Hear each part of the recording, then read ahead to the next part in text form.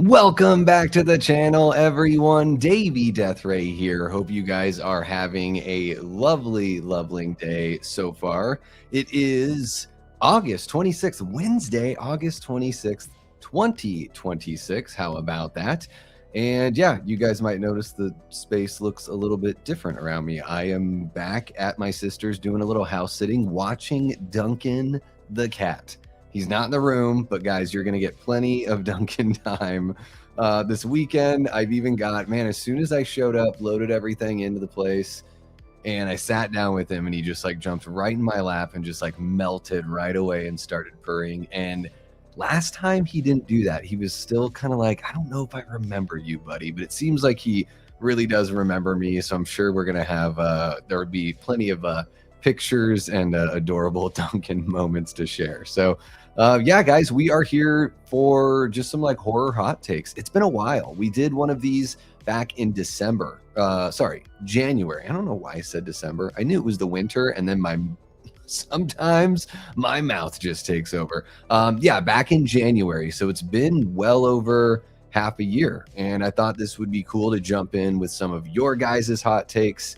I've got some of my own, as we all know, so let's see if I can surprise you guys with some new ones as far as hot takes go. But I do have a couple. One from Asha. He contributed over on the Discord side of things, one of our great channel members. He's out in the UK, so these streams that we do that are, you know, PM time for us out here in the States are just opposite pretty much. So I've got one from Asha, and then I've got one from Joe from Media Poop Shoot, and I don't know how that one's going to go over, but we'll see. Thank you guys so much for jumping in and hanging out. Make sure you hit the like button, subscribe if you haven't already, all that kind of good stuff.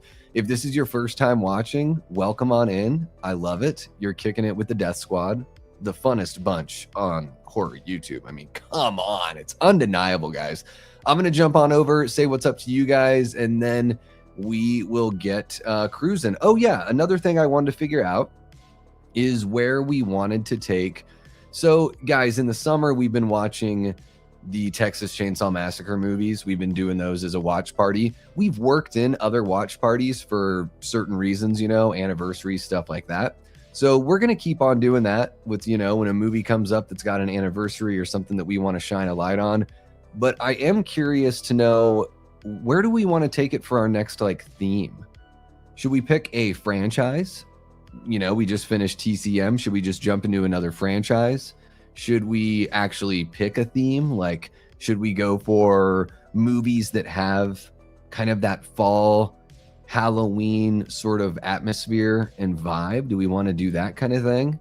Or do we just want to keep it random? I don't know. I'm thinking about throwing a poll out there. So in fact, I'm going to go ahead and do that. I'm going to start a poll right now, guys. It's just, maybe I should have had this ready to go. I'm going to jump on over and say what's up to you guys, but I'm going to throw this one out there.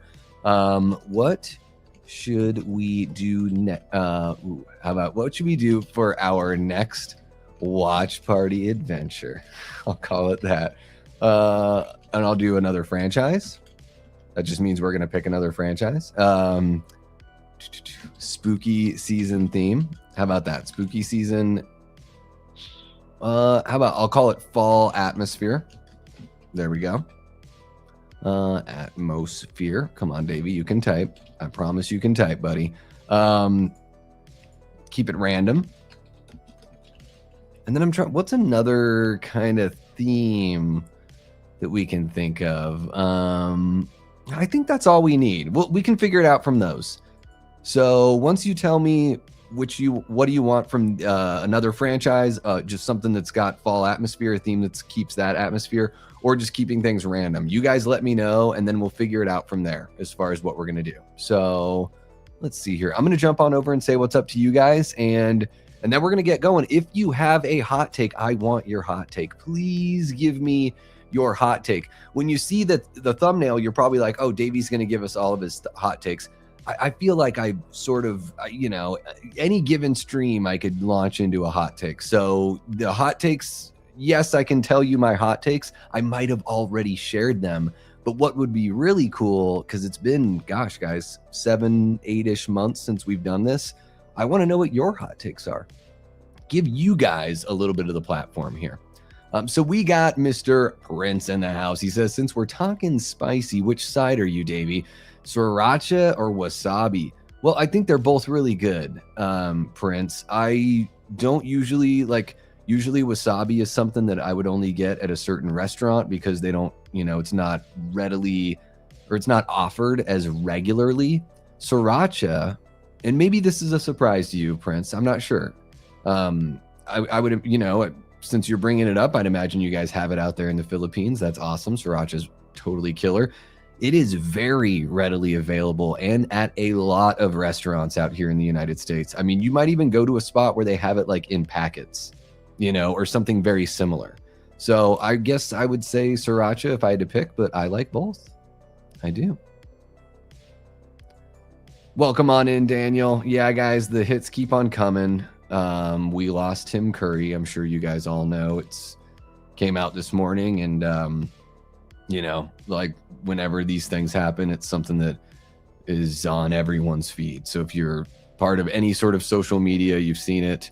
I believe he was 80 years old. A great career. I mean, the cult roles for sure. The more mainstream stuff, absolutely. I think Tim brought this like over the top kind of performance that still, I don't know, had class to it. Like Jim Carrey is over the top and Tim Curry are over the top, but they're not over the top in the same way, if that makes sense. And I really, I always appreciated that about Tim Curry, just very big and full of expression. Always really love that. And I'll just give a quick shout out. I know that, everyone's going to want to say their piece, and we will absolutely share that and, celebrate his career and everything. I try not to dwell too much on it, guys, especially because we've had a lot of it lately. And while I do think it's important to acknowledge those things and everything like that, I do think we can still, muster up some fun in the hangout we're having as well. So, but yeah, the role that really stands out to me that I love so damn much is his role as the henchman in National Lampoon's Loaded Weapon 1. He plays William Shatner's, who I think is named, William Shatner's character's name is General Mortars, not General Motors, but General Mortars. And Tim Curry plays the right-hand man, the henchman. And he's absolutely hilarious. There are so many great performers in that movie. It's kind of crazy. Your head can spin when you start naming off all the people that appeared in that movie and were really funny. National Lampoon's Loaded Weapon 1, I think, is one of the, I would put it right up there with like Airplane and The Naked Gun as being one of the best parody satire kind of movies ever. And it doesn't get talked about very much. That's just a role that Tim Curry shows up throughout the movie. It's not just a cameo, and he's just so damn good. I mean, he was great in everything. I just like to talk about that one because a lot of times it just gets missed. We know Pennywise. We know his role as the maitre d' in Home Alone 2 and Rocky Horror Picture Show. And what's the other big one that I'm totally forgetting right now? Why is it not coming off the tongue? Flowing off the tongue, rolling off the tongue. I don't know. You guys will let me know. But yes, Tim Curry, what a performer. I don't know what else to say. Hey there, Lamontre. How are you doing, man? Welcome on in. We got Paula Fitzhenry, one of our great channel members. We have Mr. Hollywood Lito, another one of our great channel members. How are you doing, Lito? Welcome, welcome. Who else do we have jumping on in here? We've got Paula and Daniel are getting the chit chat going. I love to see it. Derek, welcome on in. Hope you're doing very well. One of our channel members. I love that it's hell and then hello. They stole the O from you, and it just sounds like as soon as Derek just kicks the door down, right? Just kicks the door down and says hell. Wait, sorry guys. Hello. I love it, Derek. I love it. We got Tia Nina in the house as well, one of our great channel members. How are you doing, Tia? So good and great to see you. We've got Christine hanging out as well. And Christine says, hello, everyone. My hot take is that Tim Curry was the best in The Worst Witch. as the Grand Wizard. I don't think I've ever seen The Worst Witch. When did that come out, Christine? I don't even know if I've ever heard of it. I'm sure there are, I've not seen the whole filmography, but yeah, I don't know if I've even heard of that one. Dang. Listening to Dolly while watching Davey deliver the news. Don't mind me. I'm in Dollywood.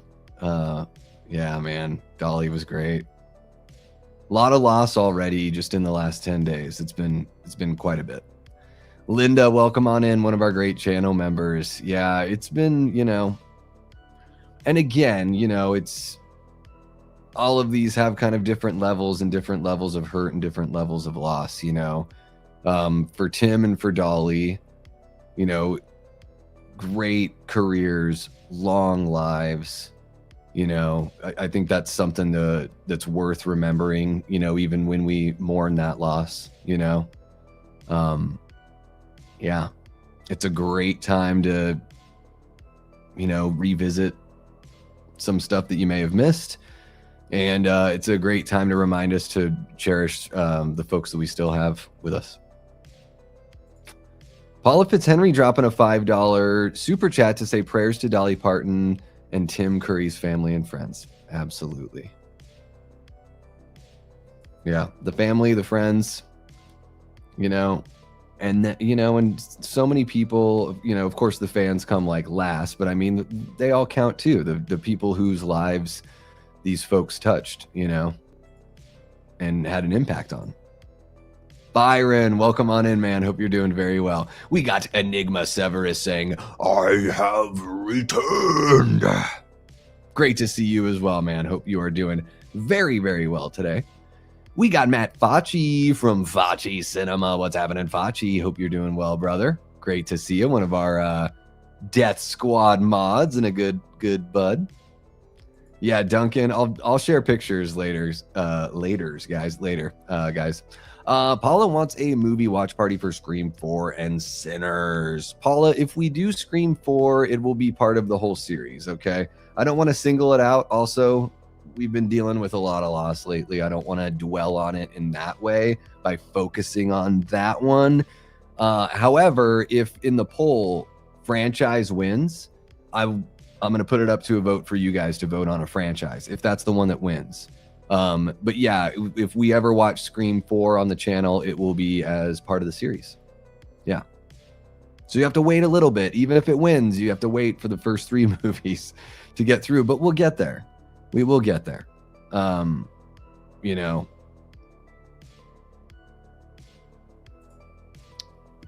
Christina, I love Tim as the Grand. Man, I'm really missing out. I'm really missing out on this one. Never even heard of that. Hot take from Paula Fitzhenry. I love Scream 7.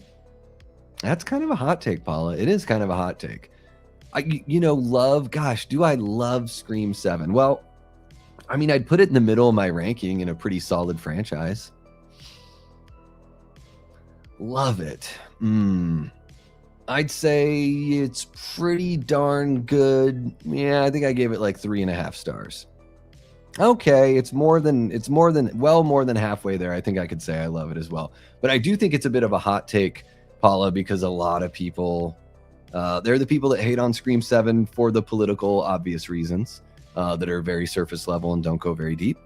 And then there are people that, wanted something from the movie that they didn't get and were disappointed. And then there are people that are genuinely just like, the movie just didn't do it for me. Like for me, a lot of the movie worked really, really well. I thought Scream 7 was so much better than Screams 5 and 6, for sure. Yeah. Oh, yeah. The poll, ooh, the keys. Now that Facci's here, ooh, the keys. I will never get tired of that. Never get tired of it. Looks like you said twin with a heavy southern accent. A little twin. What's happening? T. Parker Evans says, you know me and how my hot takes are spicy. I need the hot takes. And yeah, please, if you have a hot take, just to make sure I don't miss it, you could put hot take in all caps or something like that. Something like that. Same exact age. That is wild. That is wild. Aaron Click, welcome on in. Gonna listen while showering. As usual, no peeking. Yes, but this begs the follow-up question, Aaron. You know, going back to our stream yesterday when Ryan West let us know that he was naked in the shower. I do want to make sure. Now, are you are shower? Okay, but do you have clothes on or not? We need to know. We need to know, because now I can't. You know, are you like what's his face, Lane Meyer from Better Off Dead? Are you showering with your socks on or something like that? Yeah. He was great. Really could do anything. You know, play the, you know, like in Clue, playing more of like a kind of a straight character. I mean, I guess they all sort of do that dry kind of humor. What kind of idiots do you have working here? The finest idiots in New York, sir. Oh, yeah, the Girl Scout. Wilderness girls. Troop leader says we are not meeting our quota. So good, so good. Oh my gosh, I think I've only seen that once, Enigma. Dang, that movie is pretty fun. That's a fun movie. Yeah. That's a good one. Yeah, Clue is classic. Yeah. Nathan, welcome on in, man. One of our great channel members. And Nathan Thornwood, what's happening? We got Dominic jumping in as well. What's happening, Dominic? Hope you're doing very well. Yes. Man out, dude who loves movies. Shout outs to Loaded Weapon 1, Girl Scout. Oh, yes. No wonder I just couldn't eat one. I mean, Loaded Weapon 1 is like, it's up there. It's up there, right, Cody? It's gotta be. It's gotta be. Rebel Sky dropping a $2 super chat, one of our great channel members. Yes, Wilderness Girls. Oh my gosh, what's the other thing that he says? Well, I love the whole bit where Whoopi is like continuing to give him like very helpful instructions on how to get to Phil McCracken's house and like where to park. And after each bit of information, he shoots her again. I mean, guys, you just got to see it for yourself if you haven't seen it. It's hilarious. I mean, Loaded Weapon 1. Samuel L. Jackson, before he popped, I think it's the same year that Pulp Fiction came out. I think they both. Cody, if you're still in the chat, I know you would know. 92? I think they're both 92, something like that. I don't know. Adrian, welcome on in, man. Welcome. 1986. Okay, so that's the Wizard movie, or the Witch movie you're talking about, where he plays the Grand Wizard. All right, well, 40-year anniversary. Maybe we need to work that into a little something we do here. Davey, let's hook up and watch National Lampoon's Loaded Weapon. Oh my gosh. You know what's so funny is I feel like we did that and you were there, Ryan. But it seems like it's just never too soon to jump right back on that train and watch that movie again. Oh my gosh. I think one of my favorite parts too is when Emilio is like telling Samuel L. Jackson to like shoot the bad guy. And it's this whole running gag in the movie, but Samuel L. Jackson actually shoots the bad guy, but Emilio still like folds over in pain and is like, oh, and then looks up and goes, just kidding. Just the dumbest stuff. I don't know. Guys, I like really dumb humor. It's true. I do. Ryan, thank you so much for the $5, man. One of our great channel members and a personal friend, a close personal friend. Paula dropping another $5. She wants to Eddie Munson this thing, and it looks like we've reached our goal. You guys are amazing. Oh my gosh. Thank you so very much for helping us reach our goal. We are going to go for 2 hours tonight. You guys unlocked it. Thank you so very much. All right, 86. Okay, well, I'm going to have to keep an eye on that. Blair says, look up Everything Happens on Halloween. It's Tim Curry's best performance. All right, Blair, I'm grabbing it. I hope you are doing well, miss. Everything Happens on Halloween. Happens on Halloween. Something like that. Google, help me. Anything can happen on Halloween. Okay. Gotcha. Oh, it's a song. Okay. I will give this a watch after the stream, Blair. Thank you so much for the heads up. I really do appreciate you. We got Jamie Hard jumping in, our original Death Squad mod, our mama mod, and a channel member. Jamie, I hope you're doing very, very well this evening. Give me some of your hot takes. What are the hot takes?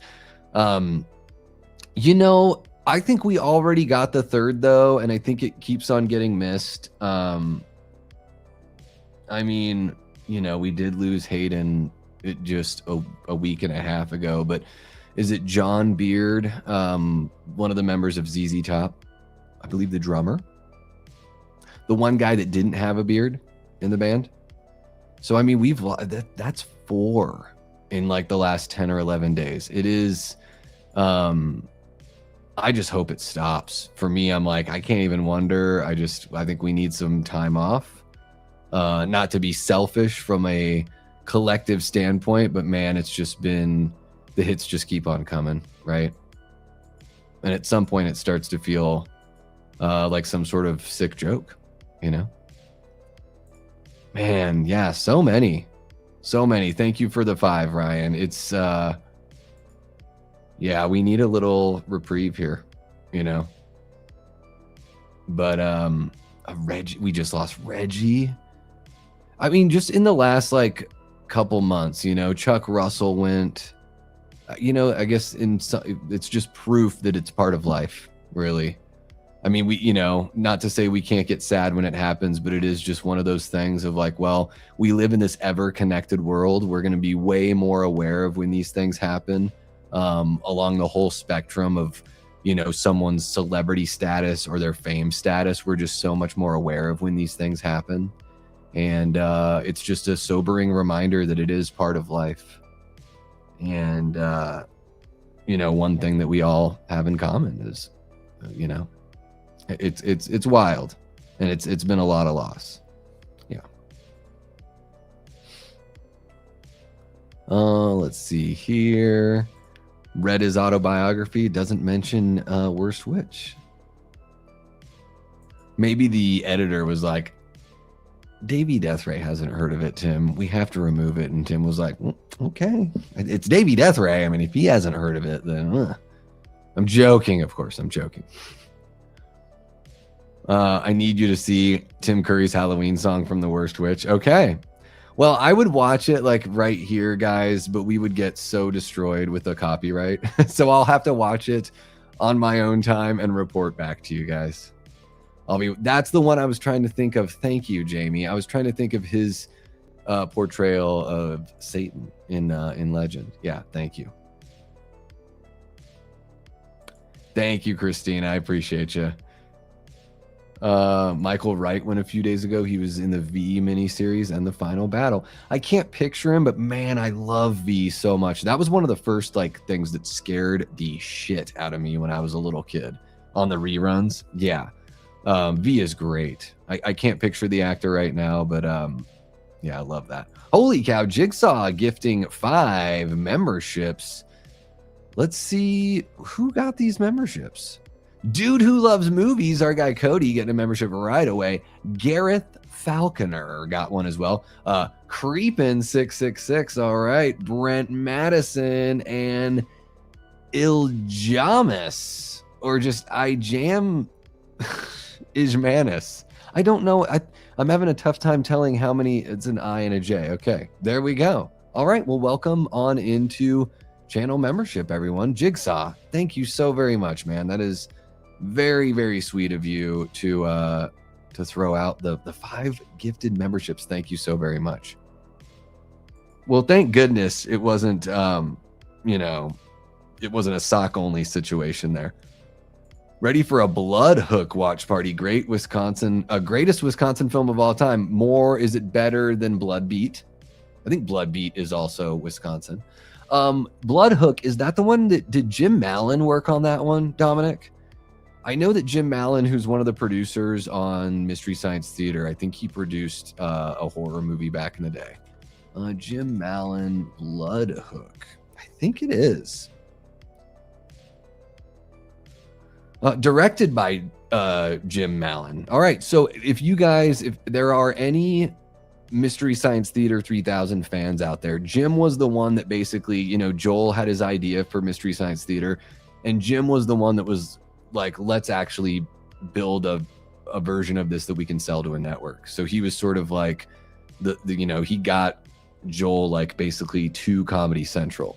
That's at least my understanding. He also was the voice and puppeteer of Gypsy, the female robot that's like made out of like a big old vacuum cleaner and everything like that. At least he voiced Gypsy for a while. Things got a little rocky at one point. But yeah, that's wild. Jim directed Bloodhook. I always knew he was tied into that movie somehow, but I've actually never seen that one, Dominic. So I'll have to check it out. It's so good, Paula. It's so good. It's one of my favorites. Jiggy's been a member for 6 months. Thank you so much, Jiggy. I appreciate you. Oh, we got Ryan. Hey, guys, he's late because he was showering with his clothes on. With his clothes on this time. Welcome on in, Ryan, one of our great channel members there. Let's see what else we got here. Frank Beard, thank you. I just, you know, you're going to go for John. It's the most common, right? David's back. Watch some Olympic Games films. They haven't been all that good so far. Well, welcome on in, David. Thank you so much for being a channel member, man. Hot take. All right, Daniel's got a hot take here. I need a sip of water. The take is already coming in that hot that I need a sip of water. Daniel says, I think Halloween 3 was way better than Halloween Ends. And then he runs and hides. Well, yeah, okay. Let's talk about that. Is that a hot take? Well, I mean, for me, in my own personal taste, I would be like, I mean, because Daniel, I think Season of the Witch is fucking awesome. It's probably like, gosh, where did I put it in my ranking? It's probably middle high in my ranking. You know, it's probably in the 7 or 8 spot or something like that. Middle high. I mean, it's outside of the top 5 for me. But I really love Season of the Witch. But Halloween Ends is my favorite sequel. So I would pick Halloween Ends over Halloween 3. But I think, you know, Halloween Ends is sort of a 50-50, right? What do you guys think? What do you guys think? Is this a hot take here that Halloween 3 is way better than Halloween Ends? Sledgehammer, then Night Watch, and Wham! We're on at the same time. Ryan, it's totally cool, man. Hey, with all of those great channels live, I am flattered that you're hanging out over here. Maybe they're all done doing their thing. One of the reasons why I go a little bit later. But yeah, I totally appreciate you for hanging out here, man. Okay, let's see what we got. T. Parker Evans has one hot take. Obsession is the most overrated movie of the decade. I genuinely don't understand hype other than Indy's acting, but everything else was style over substance with a concept done many times. Oh, this is fucking hot. I love it though. This is my kind of hot, T. And I'm like, I don't know if I'm as hot as you are on this one, as far as it being the most overrated of the decade. But it's possible this movie could not be in my top 5 horror movies of the year by the end of the year. I guess it just all depends.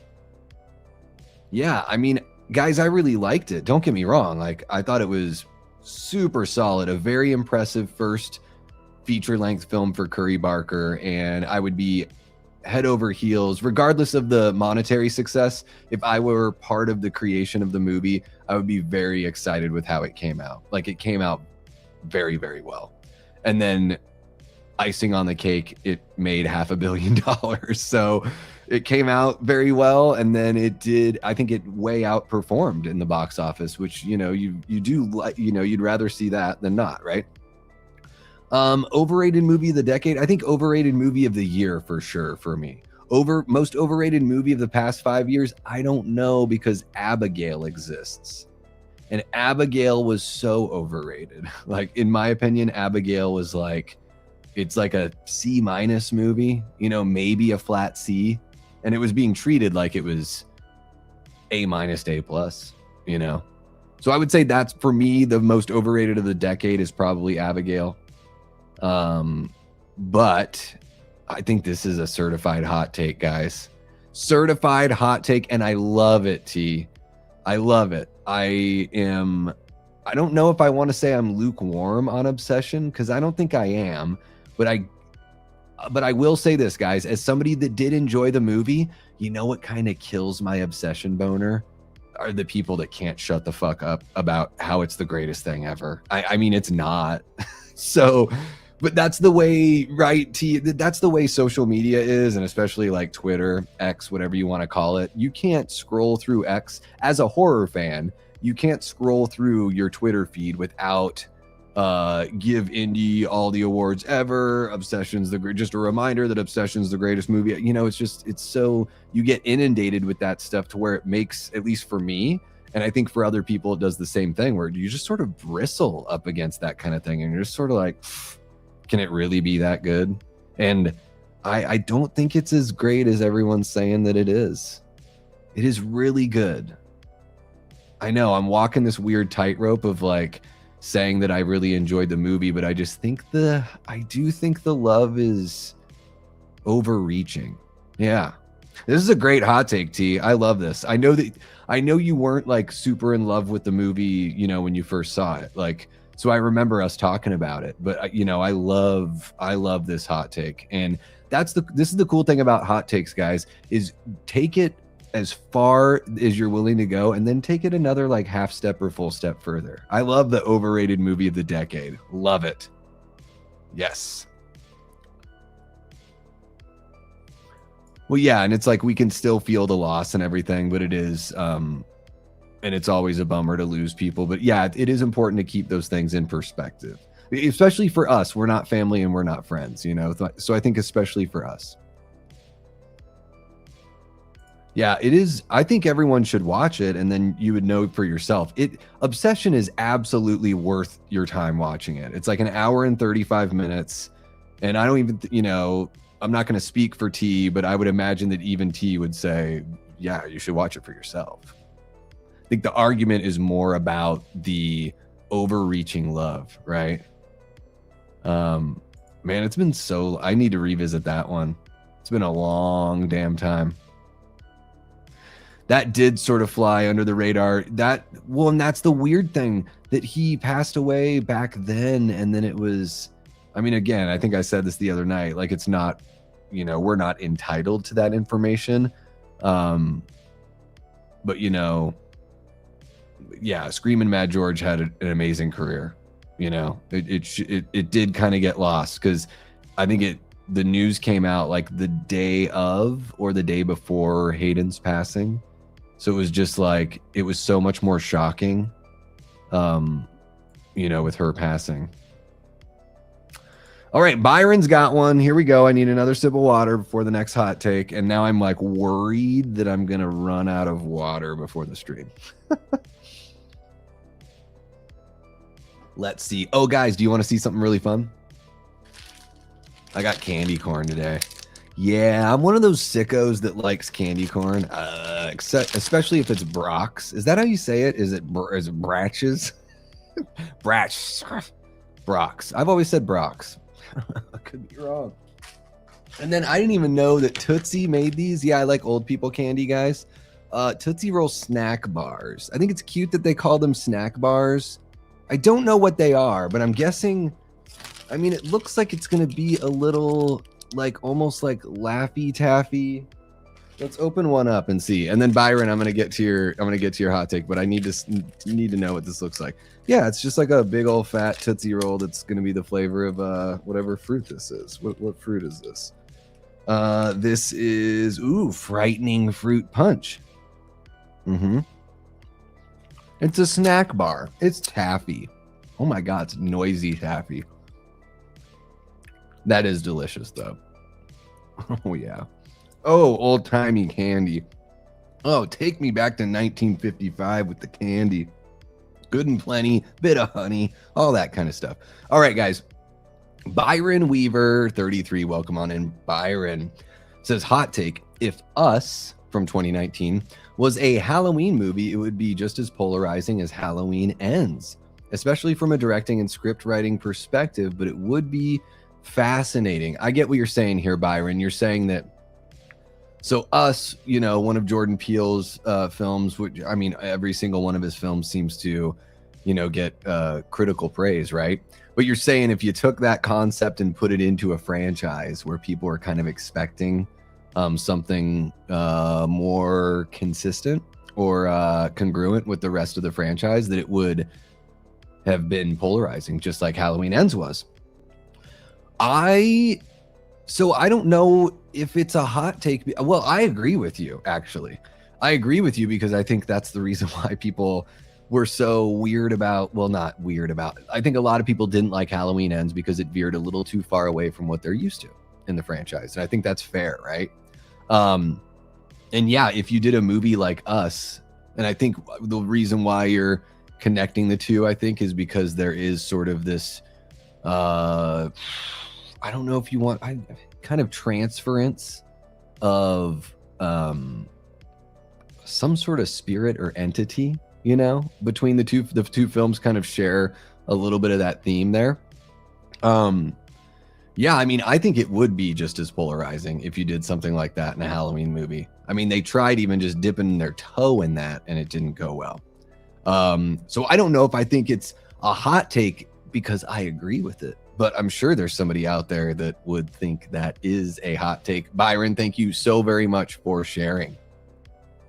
Christine says, I didn't like Obsession either. I think I'm too old for it to affect me the way that it did for so many others. Yeah, I could relate with some of the things that happened in that movie from, one of a relationship from decades ago, where some things happened that were very like, oh my gosh, like watching the movie, I'm like, damn, I experienced that, And so I can relate with it on that level. But yeah, I don't think it affected me. I mean, clearly, I only watched it once. So clearly it didn't really affect me in any sort of profound way or anything like that. But it was just like a really good Tales from the Crypt episode. It's kind of what it felt like to me. Or, a movie-length Tales from the Crypt episode. What's happening, Gory? Welcome on in. Not a hot take, but Duncan is a beauty. Duncan is a beauty, yeah. He did, yeah. Yeah. Jim was a huge contributor to that show, yeah. Yeah, there's... And unfortunately, Linda, they don't really let it go. Even like the last shot of the movie, the thing that happens at the end of the movie where our main character ends up is sort of where the movie starts with, and that's even tied into what you're talking about. I mean, Linda, it really is like the way the movie starts. And they don't let go. They keep going back to it. Yeah. This has not been the year in horror, really in movies at all, that's shied away from stuff with animals. I mean, even the Odyssey has it in there, To the Odyssey's credit, it is part of the actual story. So there you go. Let's see what else we got here. Well, I mean, Ryan, hot takes are opinions, right? And I get it. I'm not going to say that your take isn't hot, just on face value. Holy cow, Mr. Like It or Not dropping a $20 super chat. Says, hey, Davey, just to keep on trend. Yes, I'm in the shower. And yes, my clothes are off. Whew. You ever jump in the shower and you're like, shit, my clothes are on still. Just me? Okay. Thank you for being awesome, Davey. And hey, everyone, hot take, I bake the best chocolate chip cookies. I love a good chocolate chip cookie. And if you throw in some M&Ms, even better. But I'm the kind of weirdo. I was talking about my loving the old people candy. I love no-bake cookies. Do you guys know about those? It's like chocolate. Sometimes you can throw a little peanut butter in there. It helps them stick. And of course it adds that flavor. But it's like oats and chocolate and you just let them dry on a sheet. They just dry and turn into cookies. You don't bake them, so they're called no-bakes. I fucking love no-bakes so much. Yes. Mr. Like It or Not, thank you so very much for the 20. Really do appreciate you, bud. And hope the shower is great. Not sure if you're still going. I've gotten it down to where it's like 8 to 10 minutes, maybe 10 to 12 if I don't have something to do. But I've just gotten that, just like boom, boom, get me out of here. Do you guys do this? I'm a big, for the last like 20 years or so, I'm a big turn off the water when sudsing up kind of person, right? You conserve water. It's good for the environment, right? Being conscious about that kind of stuff is a good thing to do. And it's just easier to suds up. You like waste, you use less soap because you're wasting less soap. I don't know. Yeah, it's fun. And then you can really hear yourself sing when you're in the shower. You know, you can really belt it out with the water off. Hear that reverberation. Thank you so much, Mr. Like It or Not. Hey, you know, so we're going to hang out here, next April? Bake some chocolate chip cookies or something. Yeah, no one would think anything of a couple guys walking around Vegas giving out cookies, right? That would be totally normal, and people would just assume they were regular cookies. Nothing weird going on here, just two grown men giving people chocolate chip cookies. 6 jewels from Alucard. Alucard, thank you so very much for the jewels. Really do appreciate you. Ooh, Merc Molina. Merc, welcome on in, man. Says the series was better than Obsession. I have not seen You. Is it about like a psycho on the rise? That's kind of the vibe I get from it.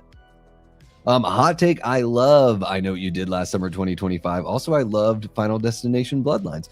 Well, Final Destination Bloodlines, I think, has got a very good reputation. So I think you're good on that one. I think you've got a non-hot take on that one, Paula. Loving I Know What You Did Last Summer 2025. I think that's a hot take. I do. I'm not going to give you a hard time about it, Paula, but I kind of, you know, ripped that movie a new one when it came out for various reasons. But hey, you know what? Brandon Tabato from Tabato Vision, love that channel. Subscribe if you haven't already. He just put out he likes to do posts. He's very hot take driven, I guess is a good way to say it. But I love his hot takes it's like part, you know, professional wrestling, part truth. I like the vibe, the Tabato vibe. I really dig it. So he had put something out about how I Know What You Did Last Summer 2025 is like kind of, you know, under the radar, really good. I completely disagree with that, but it is a hot take. If Tabato's saying it, I think it's a hot take. You're saying it, certified hot take. What are you waiting for, huh? There you go. Thank you so much, Paula. I appreciate you. Part of me does think the Obsession is a little overrated, but part of me thinks, no, that movie is nearly perfect. Well, and I think that, yeah, I can't sit here and say and pick apart the movie and be like, oh, well, that's not good. They did that poorly. You know, I can't really like nitpick it. I can say, leaning into what T said, I can say, well, you know, be careful what you wish for is a classic idea. There's nothing really new there or groundbreaking as far as the idea goes. Obsessive love, we've seen that, like Shakespeare did that multiple times. So you're taking themes that are very ingrained in just like standard literature for like thousands of years and finding a way to repackage them for a modern audience. And I think that's where the trick lands with Curry. So and when I say trick, I don't mean it in a bad way. I just mean like the creative part of making Obsession the hit that it has become is taking something that is so simple, that is such a part of like the fiber of our being and the fiber of storytelling throughout the ages, and then presenting it in a way to where audiences young and old go and see this movie, and people, including filmmakers like Steven Spielberg, go to see this movie and they walk away thinking, wow, I just saw something that like I just didn't expect from this movie or from that filmmaker or from this YouTube guy, you know, whatever it is that they're thinking in their head. And I think that's the thing with Obsession. But then there's the other side of the people that just say it's the best friggin' thing ever, right? Are you blind now because I'm so white? Oh, is it one of the candies or whatever? Oh, Jamie. Oh, Jamie. Somebody time her out. Oh my gosh. I think this is a hot take. I know we've discussed it. I know we've talked about it. I've definitely given my praise, and of course you've been not shy to say how you feel about the movie, which is great, which I love. I think this is a hot take. Yeah, I think most people are usually I think most people either really love The Descent or they like thought it was okay. Like you know, most people that I know, if they're not jazzed on it, they're just not jazzed. But you know, Jamie, if there were one thing you could point to, and I'm sure there are many, but what's the one thing that sort of like comes to mind first? That's just kind of like, yeah, I can't hang with this movie because of, yeah. Is it the character of Juno? Yeah, Mr. Like It or Not, Merc is a chef. So I'm sure Merc could give everyone a run for their money on any dish. Hey, I'll just reap the benefits. I'll eat everyone's cookies. That's not creepy at all to say in that voice. Hey guys, I'll eat every. Oh my goodness. I think preferring the H3 over ends is a warm take, but both are very divisive. Yes. Hot take, liminal horror for me could be more comfortable to watch than gory horror. However, this take might change. We'll see. I don't think I want to be a clay person in the back rooms though, or two. So your hot take is that liminal horror is that you like, that it's more comforting or not as disturbing. Okay. So that's your hot take, is that liminal is like, doesn't hold a candle as far as disturbing goes to the standard gory horror. Okay. I think for a certain part of the population, that's definitely a hot take, Prince. I think for folks that are like 30 and younger, maybe that's more of a hot take for the 30 and younger crowd. You know, in my generation, we didn't even, liminal wasn't a word anyone used. I don't even know if it existed then. The idea of like a liminal space was nothing that was like popularized or anything that was really like considered, right? So yeah, there was like cosmic horror and there's like ethereal, you know, elements in horror and stuff like that. But the idea of liminal horror is so relatively new that I'm trying to put myself in that frame of mind. But yeah, I don't think I'm kind of with you that I don't think it's as disturbing. You know, Backrooms was kind of boring to me, and you know, it looked very good, but it didn't really deliver on bringing me the discomfort or, you know, anything close to like a scare or anything like that. You know, no cold sweats at all.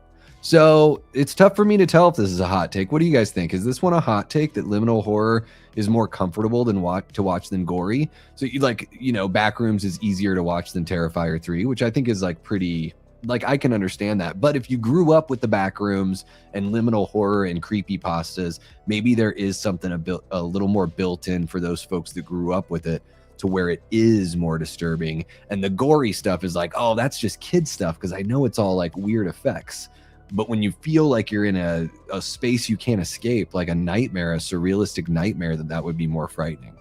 So yeah, I don't know. For me, it's not a hot take, but I think it could be. I think it could be. It is a hot take, huh, Aaron? She's wild with this hot take. This chick is out of control. Oh my goodness. My goodness. Hot take ends as a masterpiece and will gain a following over time. I think this is a hot take, and I absolutely agree with it.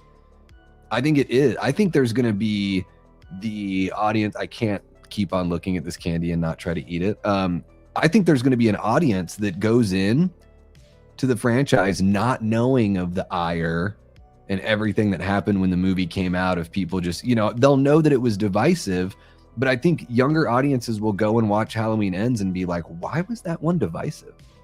You know, like what happened? Like, did Melissa Barrera get fired from that movie? Or they'll go and watch it and be like, that was great. They'll see it for what it is instead of what they wanted it to be. Hot take, the Netflix Texas Chainsaw Massacre movie would have been better if it was directed and written by Fede Alvarez instead of just being the producer. It was a bit of a, you know, Halloween 2018 kind of, there was like when Rambo came back, and I think Rocky came back, you know, almost a couple decades ago when Rocky Balboa was released. And that sort of sparked this idea of the Legacy sequel and bringing these characters back after years and years off. So I do think that TCM from Netflix, Candy's so loud, definitely was riding on the back of Halloween 2018, especially bringing the character of Sally Hardesty back. And yeah, Fede would have done a, you know, I mean, the movie would have been, probably would have been longer than 84 minutes or however long it is. It's like barely the length of a movie.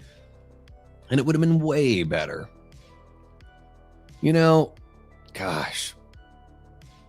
Here's my hot take on that movie. The Netflix Texas Chainsaw Massacre movie would have been better if it was just like a flat out reboot that had no connection to the original film. I think trying to connect it to the original film is what makes me never want to watch it again, because it's so far off that I don't even think of the two as related, but they're like telling me that they're related and I just don't buy it.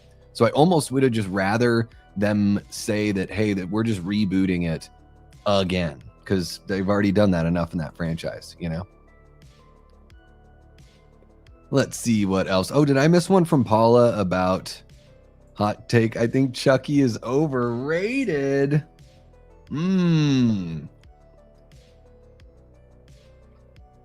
Is Chucky overrated? Gosh.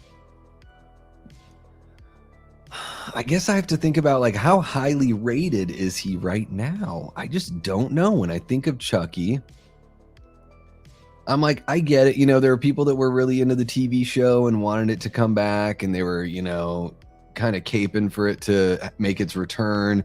Mancini still has control and everything. Overrated. Here's my hot take on Chucky. My hot take is, I think Chucky lost his way when they went full comedy. Like, it works in the first, you know, the first movie doesn't really have a lot of that. Kind of similarly to A Nightmare on Elm Street, Chucky makes jokes in the first movie. They're all really mean jokes, you know? It's like when he's using a voodoo doll to like break John into pieces, and you know what like that, he's making jokes like right before decimating people. So it's not like said with a wink and nod at the audience the way that it was done later. And you could say that happened or started happening in part 2, right? But I think the first 3 movies, that tone that they find is the right tone for Chucky. They kind of went back to that tone for, I think it's Curse, the one in the house. And then they did Cult of Chucky, which maintained some of that tone, but also started going back to the Bride of Chucky stuff and the Seed of Chucky stuff. And I know that like when we think about that era in time, the Bride of Chucky is a very entertaining and fun movie, but it ended up sort of sending the franchise into this weird tailspin that I don't know if it's really recovered from yet. Because when I try to think of like, what is Chucky? What is Child's Play? Like, what is the tone? It's just so all over the place. I don't even know how to describe it anymore. You know, you have to talk about it in so many fragmented ways. So I would say my hot Chucky take, my hot Child's Play take is that going full comedy was the absolute worst thing for the franchise. I know maybe that doesn't make sense because the franchise is still going, but I just think it's, I don't know. I mean, I lost interest, and I used to love Child's Play when I was a kid. Love Child's Play so much. Chucky was one of my favorites. Dude, I mean, you seriously can't scroll more than 2 feet without, oh my gosh, Queen, give Indy every award. You know, just shit that's like, this is how people, is this what people feel like they have to do to like have friends and like be popular? Is just like say these wild things about movies? I don't know. I guess you could ask the same thing about me. Yes, it's true. Just reminds me of Mr. Yuck, those stickers you put on stuff that you're not supposed to drink. Who are you saying yuck to? I'm so curious. Oh, you're talking of the obsession thing. I figured it out, Linda. Hot take, Morbius is actually good in my liking. Jared Leto was badass in that, and of course Matt Smith as the villain best friend. It should be considered noir too. Those who hate it, I understand. I have never seen Morbius, so I can't tell you. But if you're telling me, it's like, how good are you saying, Prince? That's the thing about give me your hot take and go full throated with your hot take. Like, let's fucking go. You don't need to be like, hot take, I think Morbius is okay. I'm not trying to come down on you, Prince. I'm just like, where Morbius is actually good in my liking, but are you going to be like Morbius? Like, hot take would be like, Morbius is better than half of the Spider-Man movies. You know, something like that. Are you willing to go that far? I don't know. I don't hate candy corn, but I can only eat a couple pieces before it grosses me out. Too sweet. I am too sweet. Thank you so much. No, I'm just yeah, I don't know what it is. For some reason, like, I get what you're saying, because it basically, like, candy corn just tastes like it's like you're eating maple syrup that's like in solid form. It is very sweet. Yeah. Oh, boom. Hot take. I love black licorice. Dude, that is a hot take, and I fully agree with you. I do not discriminate amongst the licorices, the licorices. I love black licorice. Yes, it's a very, very... I love the flavor. Yeah, I've never understood the people that hate on it, you know?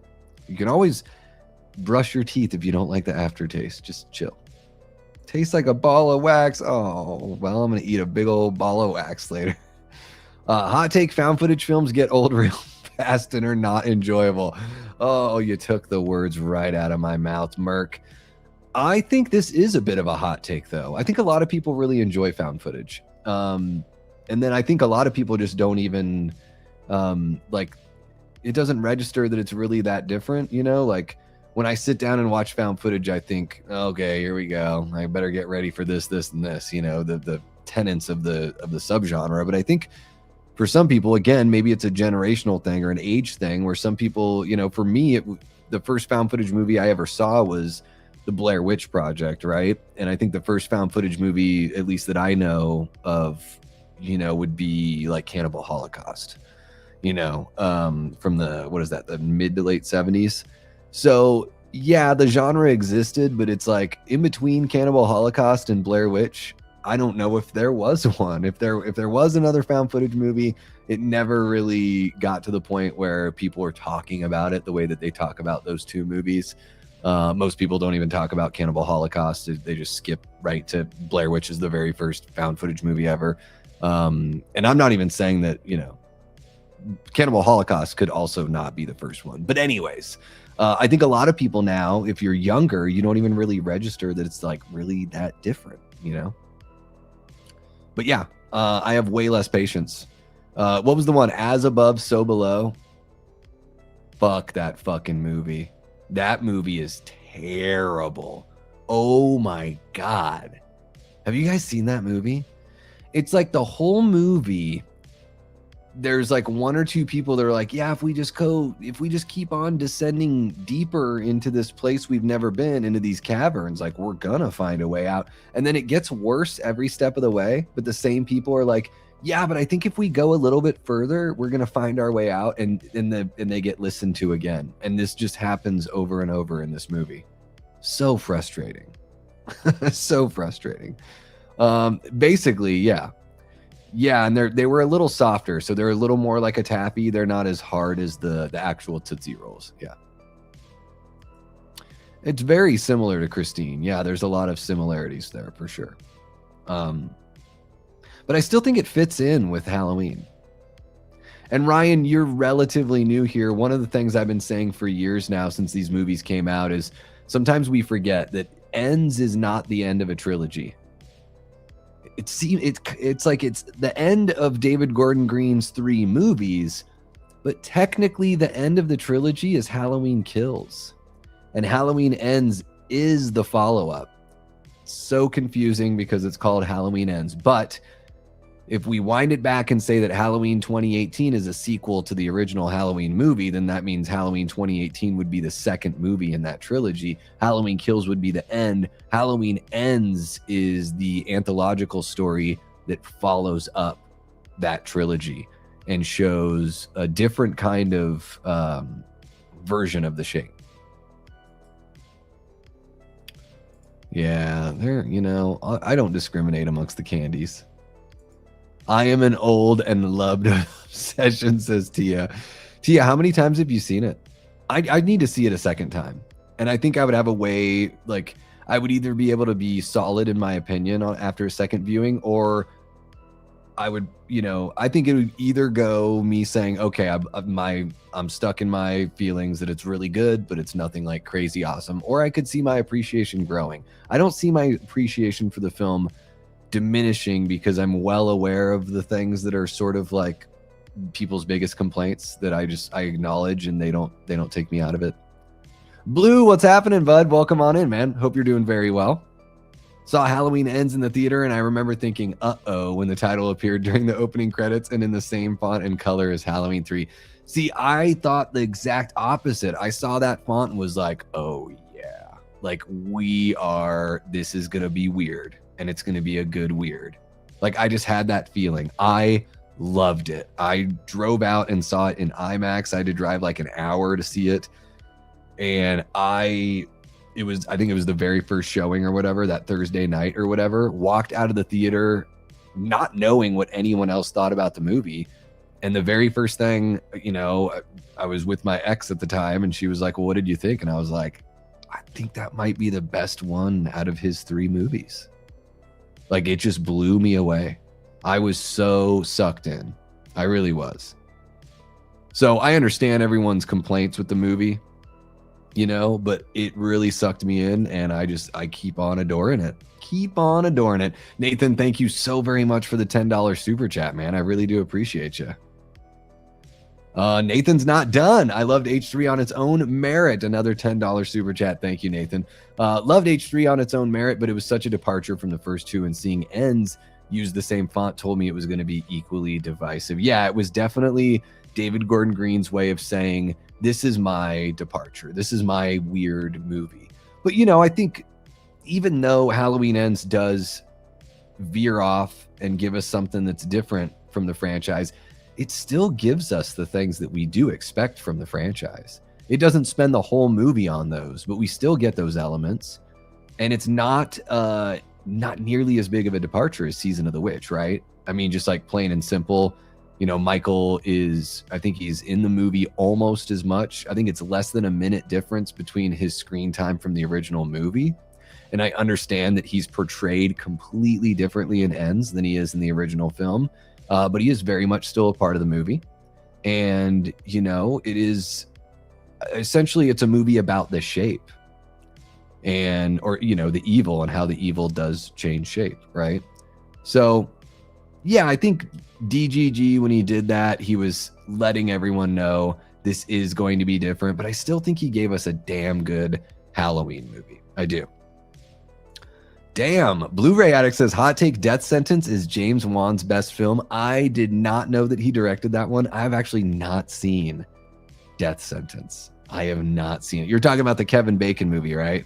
And I think it's based on a book that's from the same series as like Death Wish or something like that. I didn't know he did that. Guys, you're going to have to chime in. Is this a hot take from Blu-ray Addict? Let me know. They're not vanilla Tootsie. I think Christine had mentioned, she had referenced the Tootsie. They're all, there's Boo Raspberry, Outrageous Orange. I think we could have tried harder with that one. Wicked Watermelon. Oh, baby. You guys know how I feel about watermelon. And Frightening Fruit Punch. So yeah, they're all fruit flavored. They're all fruit flavored. I know, isn't it wild? Guys, did you know that really, the foundational members of the Davey Deathray community are all grown men that shower during the streams? Tia's like, huh, I'm going to fan this. I'm going to fan all over the place. The hell, all these naked men in the shower. Oh my gosh. Oh. Hot take, I am so sick of franchises, it makes me want to... Yeah, that is a hot take, and I love it, and I love you for it, Jamie. I think, what, it's so funny, I'm torn, because I totally agree with you. Like, if franchises went away, I think we'd be A-okay. But then there's also the part of me that's like, oh, but the franchises, like, they really do drive fandom. They keep people around for a long time. I think that a franchise, they serve their purpose in that they hook people in.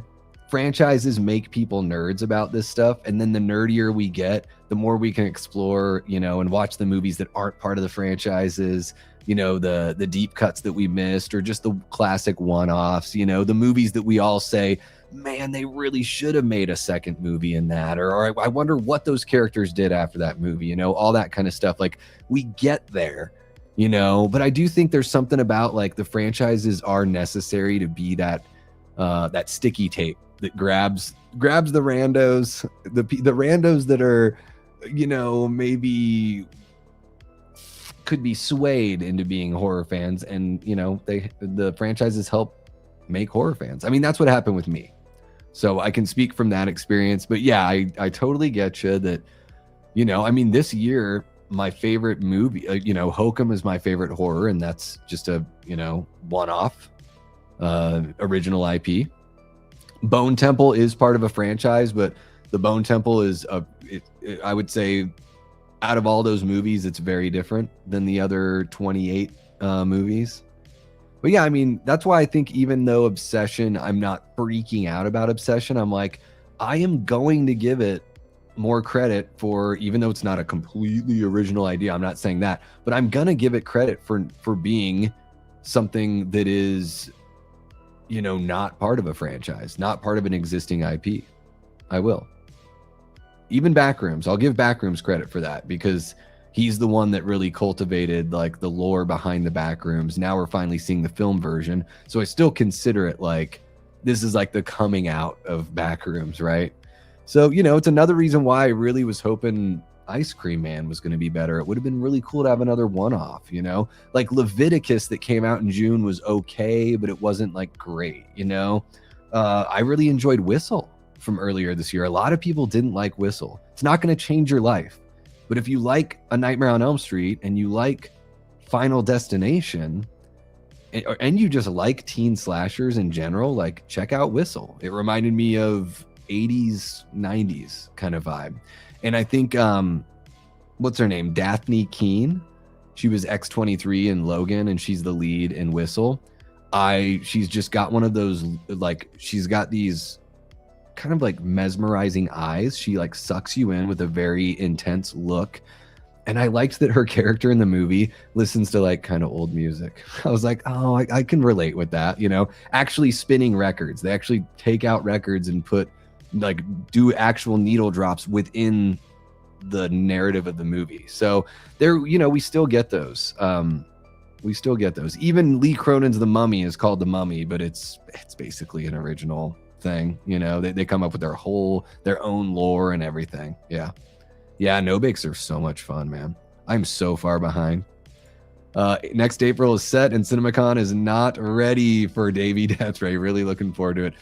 Yeah, man, I appreciate it so much. We're guys, it's gonna be wild. Mr. Like It or Not, we're gonna cover. He and I are gonna cover CinemaCon next year, and it's gonna be an experience like nothing I've ever had in my life, let alone, you know, for the channel. So I'm really looking forward to what we can do with that. And yeah, sounds like we might actually try handing out chocolate chip cookies to people in Vegas. We'll be arrested in like 2 seconds. Another hot take: Corey Cunningham is the male version of Jamie Lloyd in terms of how the character was written. He's the most compelling character in the series outside of Myers, Loomis, and Laurie. I think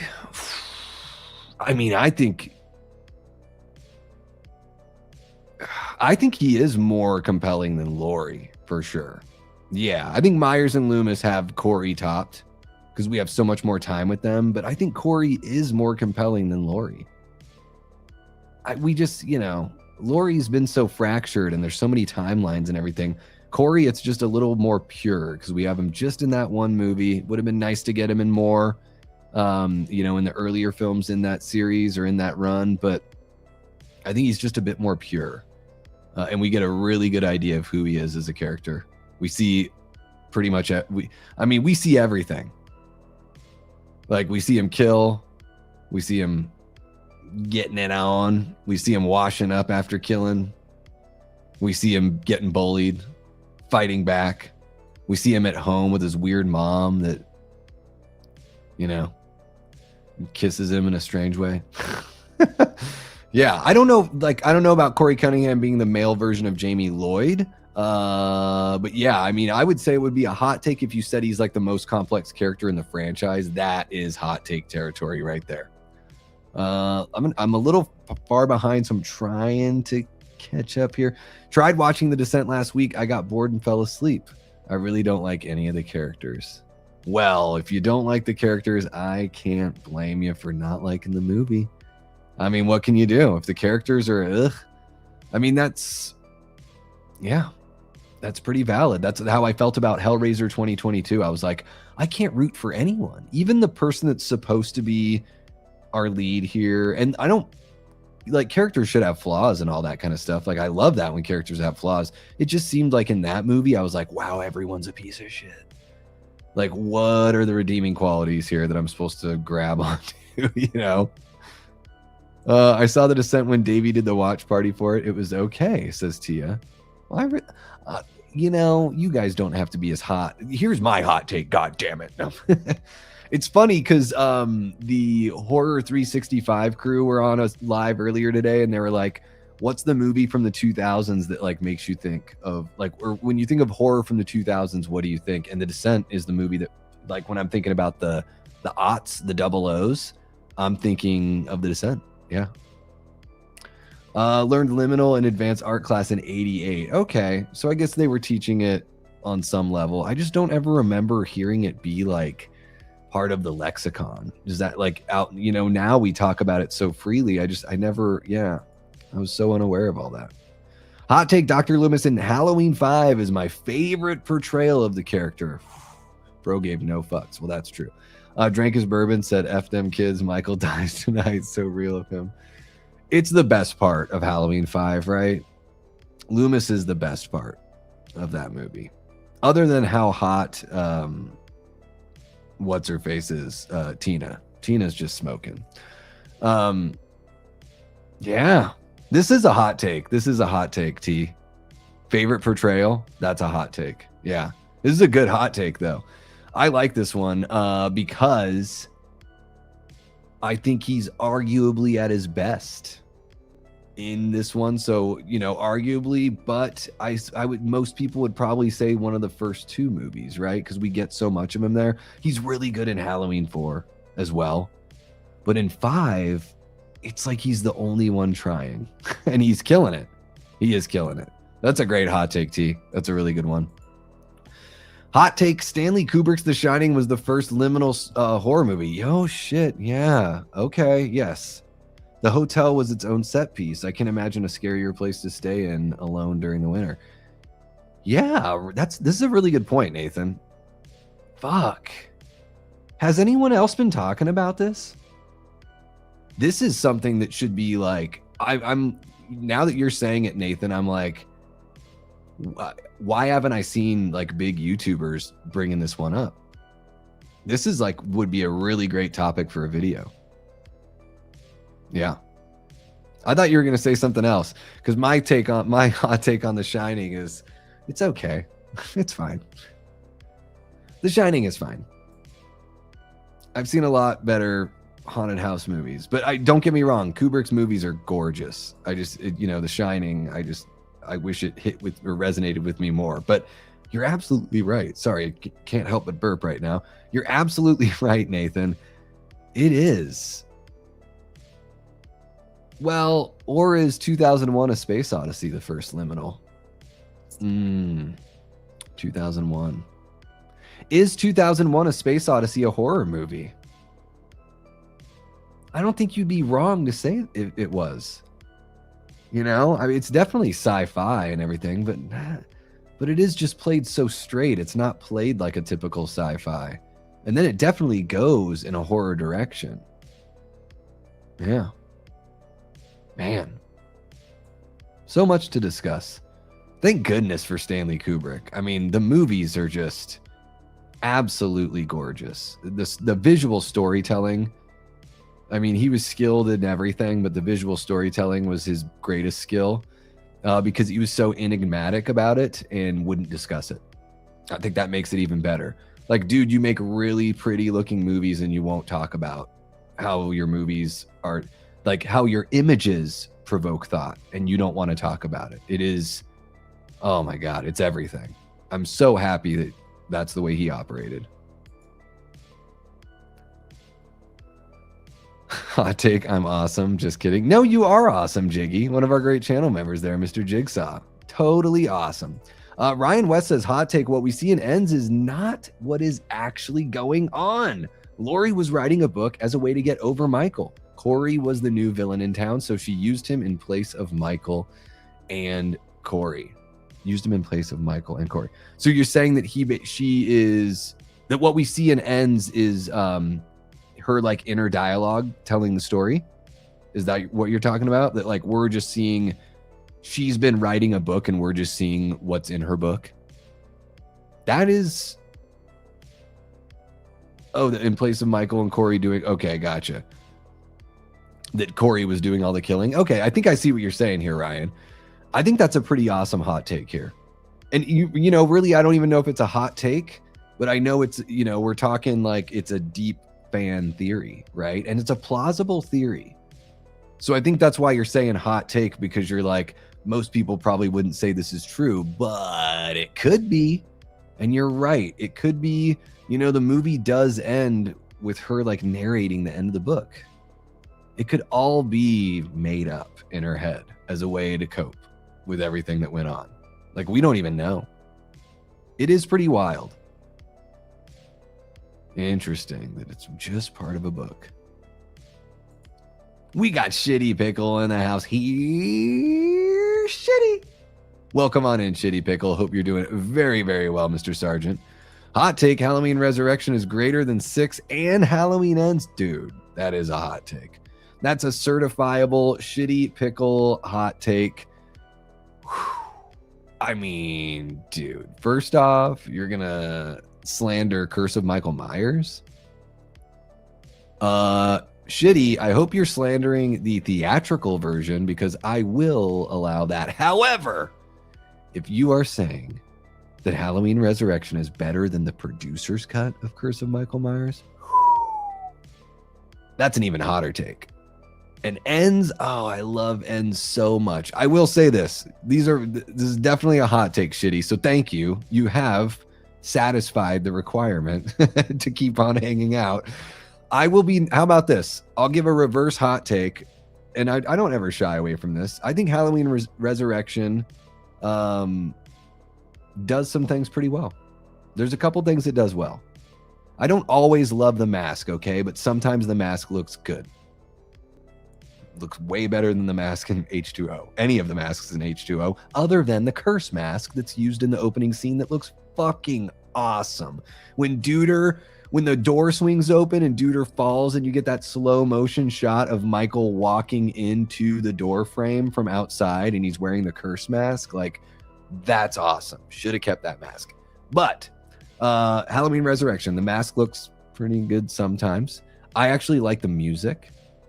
I know, kind of weird, but for whatever reason, I recognize that the music, it stands out to me, and I'm like, I actually dig the music here. I don't have much else nice to say about it. It was a bit ahead of its time as far as the whole like body cam kind of thing, so I'll give it some credit there. But yeah, I think ultimately it's just kind of boring, unfortunately. But I'll give Resurrection its flowers. Is it the worst movie in the franchise? Maybe, though. Maybe. Yeah. Me too. I'm right with Linda right there. Whoa, dude. Whoa. Somebody make sure Blue's okay. Tremors is better than Jaws. Blue, it's hot takes. It's not try to piss Davey off. Those are two different things. I'm just joking. Tremors is amazing, guys. I love Tremors so much. It's one of the easiest movies to watch. It's like anytime someone suggests it, I will absolutely watch it. But Jaws is the greatest movie of all time. I mean, right? Kenny Loggins is more lame than anything that Stallone ever did, and Stallone is the highest nominated actor for Razzies. Kenny Loggins is way more lame. But wait, what do Kenny Loggins and Stallone have to do with one another? Because, right, Kenny Loggins just does the music, right? Maybe I'm missing something. I love Kenny Loggins. I mean, he just rules the soundtrack game, right? Okay, guys, I'm going to catch up here because I'm like a half hour behind. No, I'm not eating it yet, but maybe in the future. Okay, let me catch up, guys. What's happening, King Matthew? Just Jacoby. How are you doing? Jacoby, welcome on in. Hot take, Near Dark isn't as good as people say it is. I much prefer Lost Boys and Fright Night, the two movies most people often put it up against. Yeah, this is a good hot take, Aaron, and I agree with you. I agree with you both things. It is a hot take, and I agree with you that like I enjoyed it. Maybe I need to watch it again. I've only seen it once, and I thought it was good. And I don't know, like Lost Boys, Fright Night, I think they're all pretty close, those three movies. Because when I think of, I know it's not 80s, but like From Dusk Till Dawn, that's my favorite vampire movie. But I understand that's a pretty different kind of vampire movie. I think the concept of Near Dark is really cool. I would love to see another movie kind of like that, like another movie set in that universe. Near Dark is it has a very like graphic novel kind of vibe, I have a hot take. The new Spider-Man movie is kind of ass. Just Jacoby. Oh my goodness. I need to hear the why. I really enjoyed a lot of it, but yeah, I mean, it's 2.5 hours long. You don't really need the Punisher. You definitely don't need the Hulk in there. There's like, you kind of have a villain, but it's like they're setting up the human villain for later on down the road. But I really enjoyed the performances. I really did enjoy the performances. Yeah. Hot take, TASM2. Oh, The Amazing Spider-Man 2 is my favorite Spider-Man movie. It's the most emotionally driven, visually stunning, and lived-in Spider-Man film, elevated by Zimmer's phenomenal score, incredible web swinging, and action.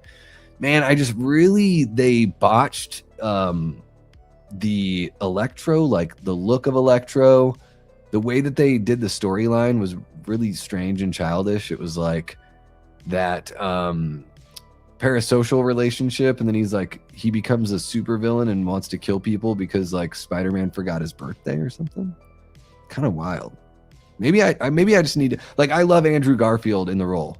I was bummed out with The Amazing Spider-Man 2 because I really enjoyed the first one. Yeah, I really did. Last broadcast was right before the Blair Witch. Oh yeah, I guess there were a couple in between. I always think of Cannibal Holocaust as being like the one, that started that whole thing. Yeah, I will say this, Nathan, like the movie is an interesting experience because it really does put you there, and it does have some effective moments, but there's a lot of wasted time, a lot of fluff. It's very slow burn, building anticipation. There's some creepy stuff that happens, but is it worth the payoff? I'm not sure. I would be more inclined to actually revisit the sequel, Book of Shadows, than revisit the original. Let's see here. Yeah, dude, they nerfed the hell out of the Punisher. The whole time he's talking about like, oh, I'm such a tough guy. Like, I just like kill people that bug me. And it's like, Frank, you ain't doing shit. Shut the fuck up and eat your chili, bro. Like, Disney's not going to let you do anything. Oh, Aaron says, hot take, I really liked As Above, So Below. I thought they got trapped in, like, couldn't go back out. Well, yeah, but it's so funny that in the movie, like, the two characters are like, no, we just need to keep going deeper and we'll find our way out. And I was just like, dude, you gotta be kidding me. Like, sometimes found footage movies, it's like people come up with a sentence and the sentence sounds compelling. And then now I have to watch 95 minutes of somebody holding a camera while like nothing happens. For one idea that's kind of compelling. But I'll say this, Aaron, Joe from Media Poop Shoot recommended it. We watched it on Discord, a whole bunch of us, and even Joe was like, what the fuck? This is terrible. He remembered liking it a lot more. Maybe I ruined it for him. But really quick, guys, speaking of Joe, I almost forgot. We have two, I had mentioned right at the beginning of the stream, an hour and a half ago, I was like, Asha, one of our channel members from the UK, he had sent in a hot take. I saved it. Asha, I want you to know, if you read this, for both Asha and Joe, if you guys jump in and you check these out after the fact, I have a limited amount of characters, so I had to like sort of truncate. So forgive me if I didn't capture the essence here. But Asha says, I actually really like the Elm Street remake and think it's better than the original. I just have to process that for a second. Jackie Earle Haley's performance was a lot more sinister, and I loved it. There, I said it. That is a certifiable hot take. It's a hot take in and of itself just to say you really like the Elm Street remake. That's a hot take. Or that the Elm Street remake is really good and not total ass. Like, that's a hot take right there. Just to call it not total ass, I think, is we're reaching warm territory. Man, better than the original. And for me, like, I'm not the biggest, like, Elm Street is the lowest out of the big three for me. You know, hot take, I would put Scream above it. I would put TCM above it, and probably some other franchises as well. I might even put Subspecies above A Nightmare on Elm Street, just for like how much enjoyment I get. But that original, I love the original, and it's very like, that one's precious to me. And even though Jackie Earle Haley's performance in the remake, they're going for something sinister, I didn't think the dialogue was really good. And I thought it all ended up kind of playing as silly to me. I didn't pick up that the sinister was landing, but I know what you're saying, Asha. And I think that some of that is the way I'm receiving it.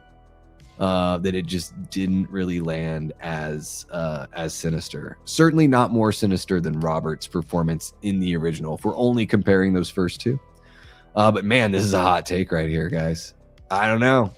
Let me know what you got in the chat. If you really want to have at it with Asha, you can jump into the comments.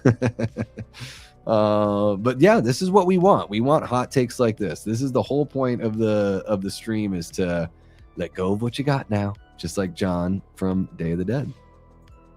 And then here we go. This is Joe from Media Poop Shoot. I didn't have enough room to put his name because, like I said, they limited characters. So Joe is referencing. Anyways, I'll read the quote at the end when he's talking about the getup. He recently got the 1990 It on like Blu-ray and revisited it. But Joe says there's little to nothing scary about Tim Curry's Pennywise.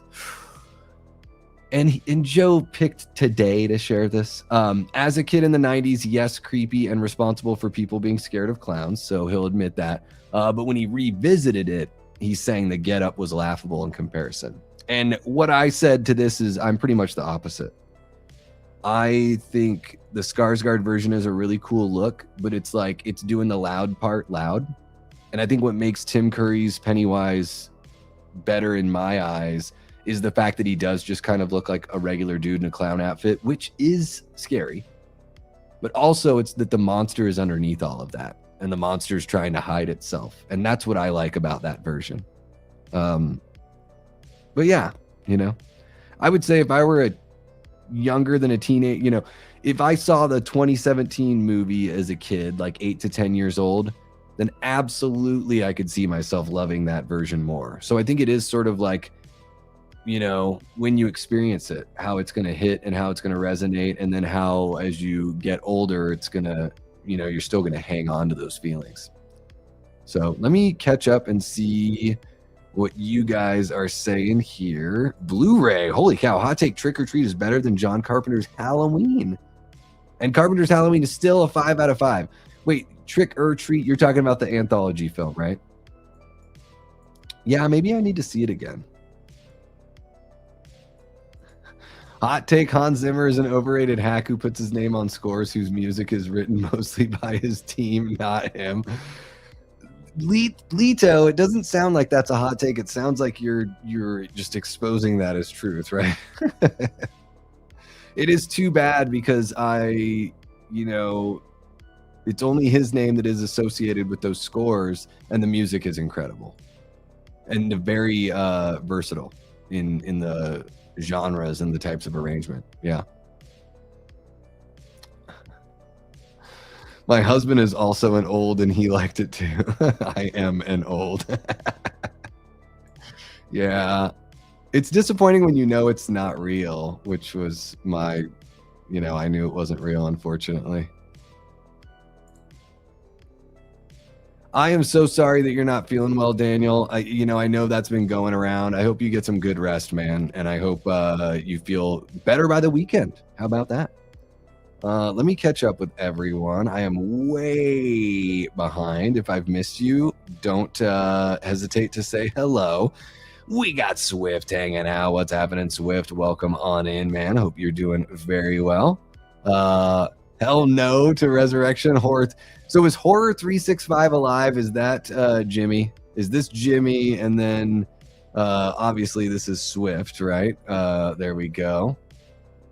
I'm thinking the other one's Jimmy. Jimmy, if you're still in here, let me know, man. Love your energy. Love your guys' stream, man. Really, really fun. Burly Kev hanging out. What's happening, Burly Kev? Agreed. Near Dark is mid. That's kind of the feeling I got, too. I've watched Sharknado more than Jaws. Ben, you've probably watched Santa Jaws more than Jaws. You know what I mean? This guy. This fucking guy, Ben Grimm, one of our great channel members. How you doing? One has a coherent story with questionably bad decisions, producer's cut in Last Jedi, and the other has nothing to do resembling a plot and relies on stupid action in favor of a story. Yes. Man, Last Jedi, don't even get me started, dude.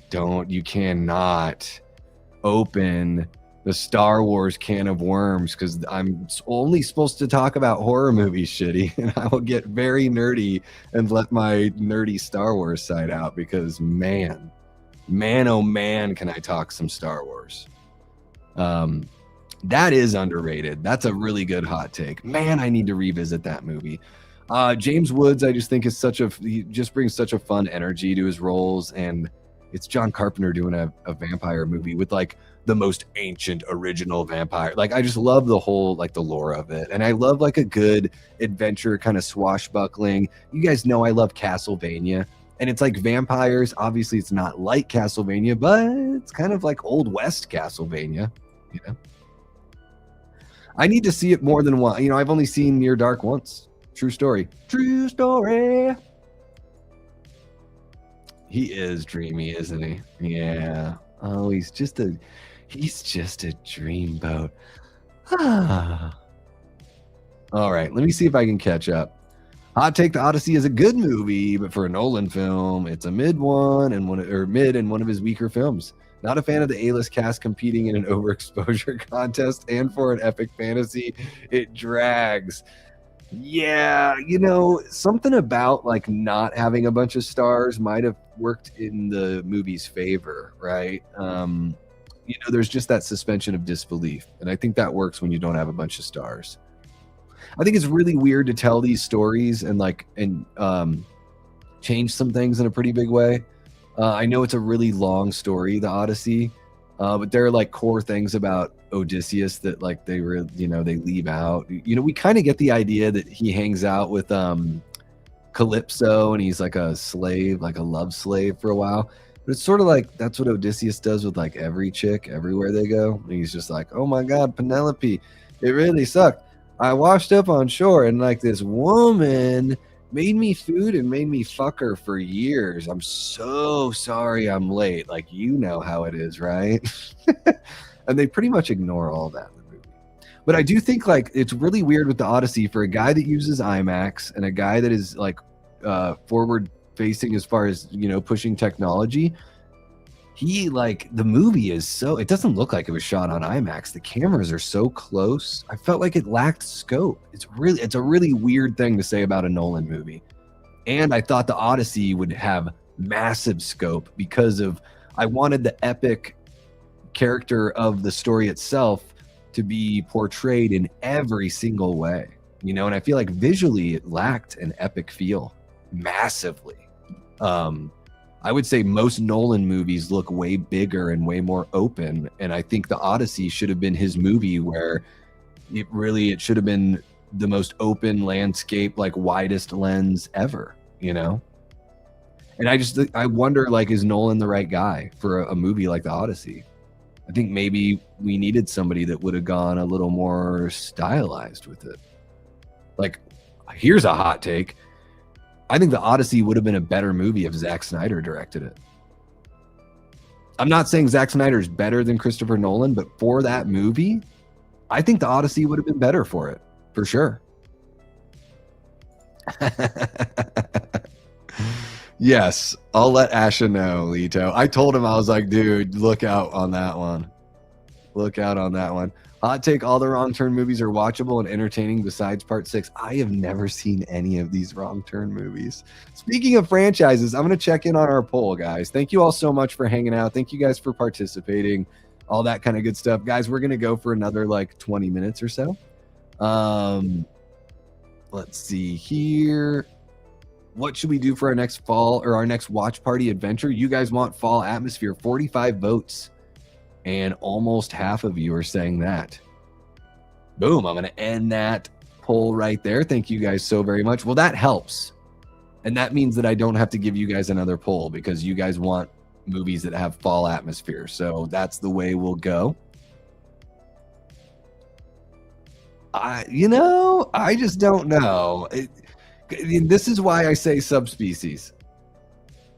Because it's just so silly and dumb. And I know that that's what they're doing with the whole thing. So I can like sit back and be like, yeah, it's just like a crazy, stupid vampire movie. Whereas in Elm Street, I'm like, my brain starts hurting in the very first sequel where I'm like, what are Freddy's powers again? What are we doing? And then it's almost like ever changing. Like, I have a headache this big because of all this lore. But yeah, I mean, you should probably get me to a hospital for multiple reasons. Hot take, the kid at the beginning of Halloween Ends wasn't exactly innocent and partly at fault for his own death. Yeah, I don't think that's a hot take, Paula. I think if everyone in Haddonfield knew that, Corey wouldn't have become a killer. You're all good, Carrie. Welcome on in. One of our great channel members and Death Squad mods, Miss Carrie Craves Cinema. Definitely disagree with that Elm Street hot take. But well, and it's, this is part of the fun of doing the hot takes, right? It's like, how far can we push it? Why is it not explored how Black Phones technically are... Wait, the Black Phone movie franchise is connected to VHS? I don't know. Jacoby, you're going to have to tell me. What am I missing here? I would try to answer your question, but I'm like, well, wait. You're talking about the Black Phone movies are technically connected? Story-wise? What's the connection? Is it a story thing? Let me know. Let me know. I like Tim better than Skarsgård. Me too, Burly Kev. Me too. The OG It is far better than the two It movies combined. Yeah, I did not like the first one is good. Like the second one was just very, they didn't need a 2.5 hour movie for that. Now, granted, the success speaks for itself. So my opinion is wrong, but I still have it. We got Slasher Queen jumping on in. Says, hot take, people have told me how many Resurrection is their favorite Halloween movie. I have no words to describe that. Oh, people. So your hot take is that people have told you that Resurrection is their favorite Halloween movie? That is, I mean, how do you respond to that? I guess you ask them, have you seen all the Halloween movies? Or you ask them, do you just like saying things that are way against the norm? Which is fair. We all like to be a little against the grain sometimes. I mean, it's a great album by Bad Religion. So it just sort of, just talk about rolling off the tongue, against the grain and horror fans. That's the way to go. Oh, they got to be recasting him, right? They got to be. I agree. Whimsical and terrifying at the same time. Yeah. To me, it's just so much more off-putting to wonder what the monster is beneath all of that. Hollywood Lito says, hot take is a person who studied clowning, has clowned professionally, and has great respect for the art form. I'm so fucking sick of the conceit of a scary clown. It is way overplayed. I mean, we got Clown in the Cornfield. There's been a couple others recently. Art. Pennywise getting huge and then Art popping off. They're very different kinds of clowns. But yeah, it started this whole wave. And it is, it's like the shark movies or like, it's like that kind of thing where you're like, okay, it gets old really quick. We really only need a couple of those. Not every clown killer is going to be a icon or, should be an icon. Me too, Tia. I really think it's great as well. Yeah, I always have a blast watching that one. Love a good horror anthology. Ooh, the moon is looking great out there. I am so jealous of the people that have that part of the summer you know, late August where you get cool nights and stuff like that. I mean, I'm sure there are spots out on the East Coast and everything that are still humid and all that, but man, today it hit like it was over 120 and it's been like hazy. And yeah, it's still what 103 at about 9 p.m. Whew. Whew. My little imitation of Bob Ross. Whew. Just beat the devil out of it. This might make a lot of people mad. Oh boy. My hot take is that the Halloween franchise is overrated.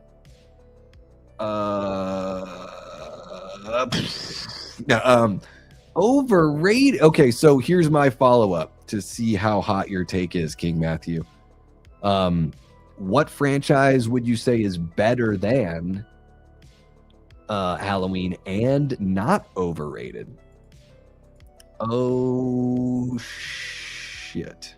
See, I guess I don't know. I enjoy a lot of his music, but I don't know if he was he ripping people off. I don't know. I mean, Joseph and the Amazing Technicolor Dreamcoat is one of my favorite, like as far as soundtracks go. I think that's pretty stellar songwriting there. Hot take, I think Halloween Ends, or I love Halloween Ends, and I think it ended perfectly. I love how Laurie faced her boogeyman. Me too. You know, the only way it could have been cooler is if she threw herself in that thing with Michael. That would have been wild. Would have been even more divisive maybe. But yeah, I love the ending. The shot of the mask on the table, the camera zooming in and hearing Don't Fear the Reaper. It's a great way to end it. Love it. Whose butt was in the sky now? God. It was God's butt. Hot take, goth music goes better with horror than heavy metal. Goth often sounds like it could be a horror movie soundtrack. Heavy metal just feels like the go-to accompaniment. Yes, heavy metal is used, and it's because of the abrasive nature, right? And the tough nature. And because I think a lot of people that like metal also like horror. But certainly not all the time. I mean, horror fans come from all different walks of life, right? So I represent the horror fan that loves sports and loves punk rock and all that kind of stuff. And then there are the horror fans that, you know, just you can't even tell what they like other than the horror stuff. You know, it's great. It's great. But yeah, I agree. Goth music has a spookier sound. It's more atmospheric. And I would say this too, juxtapose the music, beautiful goth music with, you know, minor key melodies and stuff like that. Juxtapose that with the horror imagery instead of giving the horror imagery something that is also very aggressive and in your face, such as metal. So I think it's, yeah, I think you're absolutely right, Aaron. I do think this is a hot take because we don't hear, or we hear a lot of metal more than we do goth. Yeah. You guys do have a lot of hot takes. I try to keep up, guys. I swear I try to keep up. It's got to be really demoralizing when you're like, damn, dude, Davey's a half hour behind. Somebody that jumps in on a stream and they're like, this fucker's a half hour behind. Like, lame. I'm out. Hot take, The Last House on Netflix is a good movie and it's not shit. I don't even know, like I know about the movie, but I don't know anything about the movie. Does that make sense? Fill me in, Jacoby. Hot take, I prefer Queen of the Damned over Interview with the Vampire. I love the story more. Aaliyah was the greatest vampire I've ever seen, and that soundtrack is just fire. Man, I did not see Queen of the Damned. Is that Stuart Townsend that plays Lestat there? I will say this. I liked Interview with the Vampire more than I thought I would. But I haven't seen Queen of the Damned. But I think this is a hot take still because of the reputation of Interview with the Vampire. What's happening, Gaz? Welcome on in. Gaz wants to know when the next Hit the Bricks is. I don't know. There may not be one, Gaz. There may not be one, unfortunately. So I wish I could give you something more definitive, but I would not hold my breath on that, unfortunately. Another hot take, they should reboot the Lost Boys franchise with the original soundtrack from the original 3. I would totally be down with a Lost Boys reboot. I don't hold it very precious, so I'm so down for that. I know there are a lot of people that would, maybe not be so pumped, but I don't have that connection, that nostalgic connection, like a lot of folks. And Gaz, I didn't even really say it. Gaz, thank you so much for the $2. Gaz, watching all the way down in New Zealand. We love our folks in New Zealand. One of my favorite bands is from out there. Amazing, filmmakers and just, don't forget about New Zealand tucked down there, plenty of talent and lovely people, beautiful accents. A lot cooler than my boring, flat American West Coast accent. Hey, dudes, want to go surfing? I think there was a massive scope in the Odyssey, but just not as frequently in the movies as you would have expected. Yeah, where were the giant landscape shots? Everything was shot so tightly. It was bizarre. It was bizarre. No, they just fucked up the Cyclops. That was like, I walked away like more offended at the way Cyclops was handled. I hated the way they did the Cyclops.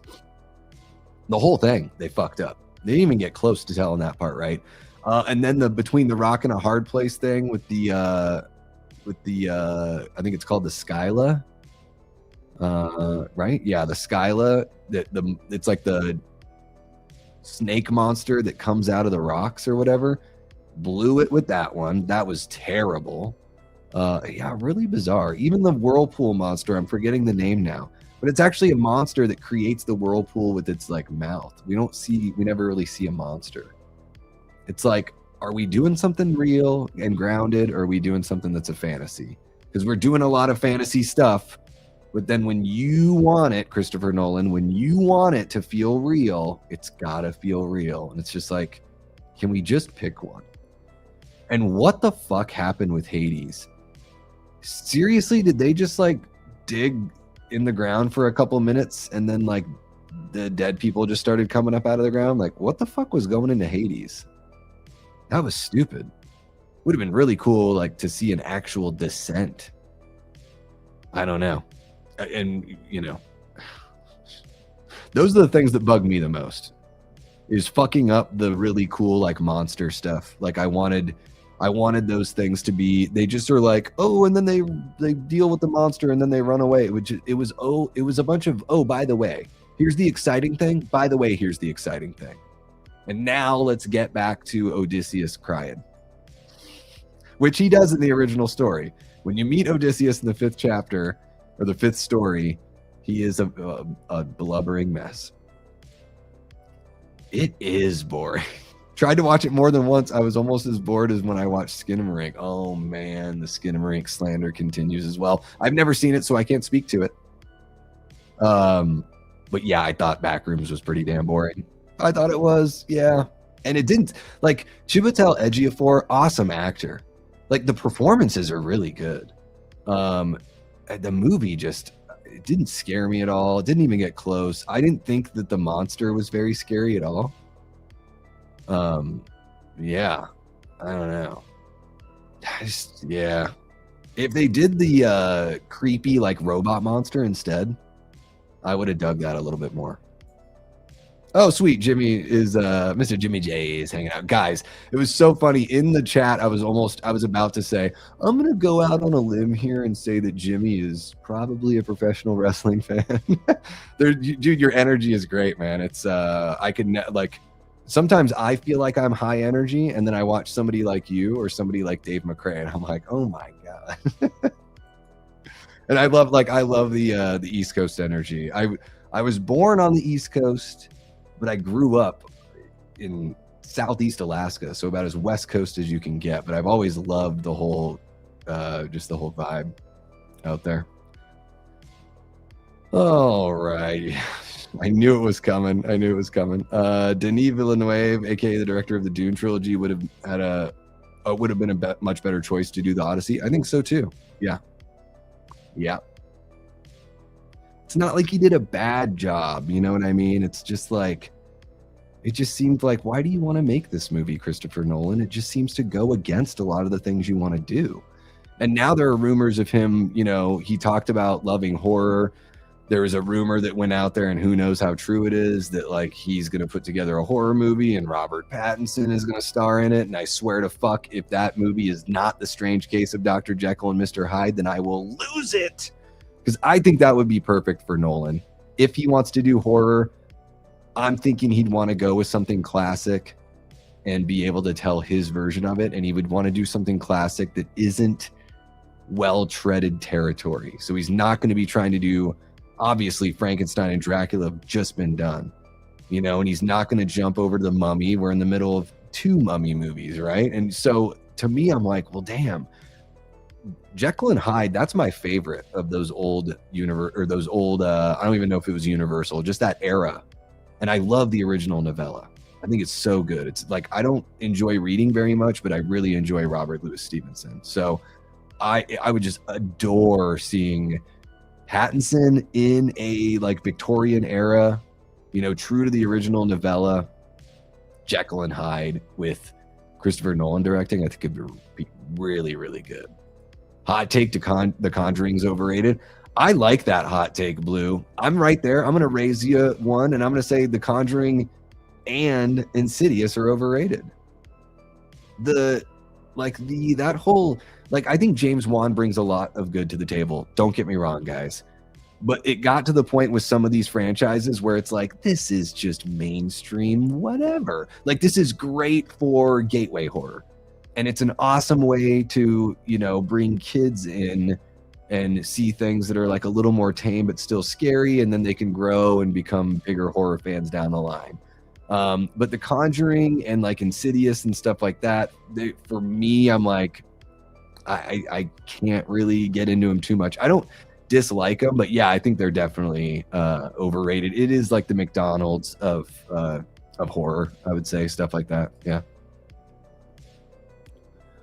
I agree. I didn't grow up with it. I didn't watch it until right before the new one was released, and I kind of found it boring. Yeah. Especially part 2. You guys are too sweet. Davey, you're going to have to Google how they're connected. Gotcha. Okay. Interesting. I had no idea that there was talk about that. Paula's dropping sports news. Paul, are you serious? They're announcing this now? I didn't even wait, and I thought the Pro Bowl game was just like flag football anyways. I'll have to go take a look. You guys are sorry guys, I'm busy entertaining. Jackie Earle Haley's performances as Freddy is the only good thing about that movie. The only reason why it's not on the bottom of my Freddy ranking.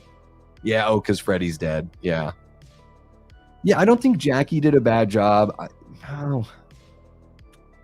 don't really like his interpretation of Freddy. You know, that just might be a taste thing. I think Jackie's a really talented actor. I don't, whatever they're doing with Freddy in that movie, none of it really clicked for me. But I think most of it is the script. You know, I'm always going to err on, you know, is the script good? Was the director able to get their vision across to the actor? And then from there, it would be the actor that would be, you know, quote unquote responsible. Damn, 62 in clear skies. Fuck. 40 degrees cooler where you are. Oh, God. I would love that. I would love to put on a hoodie right about now. Hot take. I hate Christian Bale as Batman. Christian Bale annoys the fuck out of me, and I can't explain why. Him in American Psycho. Oh, my God. I want to slap the shiz out of him. Well, you should. You should. He plays the role really well, and he's absolutely crazy in that movie. And, you know, American Psycho is, like, I think one of the funniest. I consider it a comedy, like a really dark comedy, and I think it's hilarious. Like, I really do. I really love American Psycho, and I think Bale's great in there. I'm not a fan of him as Batman either. I don't hate him as Batman. It's just not what I want. What I don't want from Batman is for it to feel like Law and Order. Like, yes, Batman is like a regular guy, like a really rich guy with a bunch of toys. I get it, but we're already having him he still does crazy shit. Again, it's Nolan fighting with this whole, like, and I'm not saying this is his perception, but a lot of people, when they talk about Nolan, they're like, oh, it's so grounded and real and gritty. And it's like, Is it really? Like, the guy hangs out on skyscrapers like he's a gargoyle. He does, like, you know, hang glide all over the place. He has a ridiculous, his Tumblr, the Batmobile is ridiculous in those movies. So it's like, we remember, we use these words like grounded over and over again, but then when you actually take a step back and you look at those 3 Christopher Nolan Batman movies, you're like, well, they were grounded except for when he didn't want them to be grounded. So he just gets to like pick his spots, but then still people act like it's a gritty crime drama. And I'm just like, but is any of it really exciting? Like, The Dark Knight's a pretty damn good movie. Batman Begins, pretty boring, honestly. Dark Knight Rises, don't need it. They fucked with Bane. They did not do Bane the right way. I thought they were going to nail Bane based on that like sneak peek that we saw with Bane on the plane. You know how they opened up the movie, they released that footage like a couple months early, and it just looked like it was going to be, the whole movie was going to be amazing and Bane was going to be incredible. And it turns out Bane is basically a babysitter for Ra's al Ghul's daughter, and he's just an errand boy. He's not a mastermind. He's not the character that he is. Like, Bane is, yes, Bane looks like a big dumb dummy. And, you know, you look at a picture drawing of Bane and you're like, oh, he's just this muscle bound freak that is probably just somebody's stooge. But that is not the case in the comic books. Bane is very smart and calculated and knows exactly what he's doing in order to take down the Batman. And it's just as much an intellectual play as it is a physical play by Bane. So it's just, yeah. I'll say this, like, I think Ben Affleck like looks a lot more like Batman, and I buy Ben Affleck as Batman a lot more than Christian Bale. And I like my comic book movies to feel like comic books. I do like that when they feel like comic books. And I get it. I don't mind when they go a little more serious, and you know, you have to, sometimes you just have to course correct. We got way too silly with the Schumacher movies. That's why we course corrected and maybe overcorrected with the Nolan movies. But I'm glad that they all exist and they're different flavors of Batman. But I like a Batman that feels a lot more comic booky. Yeah. Holy cow, guys, we're at 2 hours already. You guys are amazing. Thank you so much for kicking it. I went into the stream thinking, what if I have to share 5 to 10 hot takes of my own? But oh my God, your guys' hot takes, it's been the whole show. It's been the whole show, the whole damn show. Well, I bet the wall sounds great on the vinyl. Yeah. We love it here.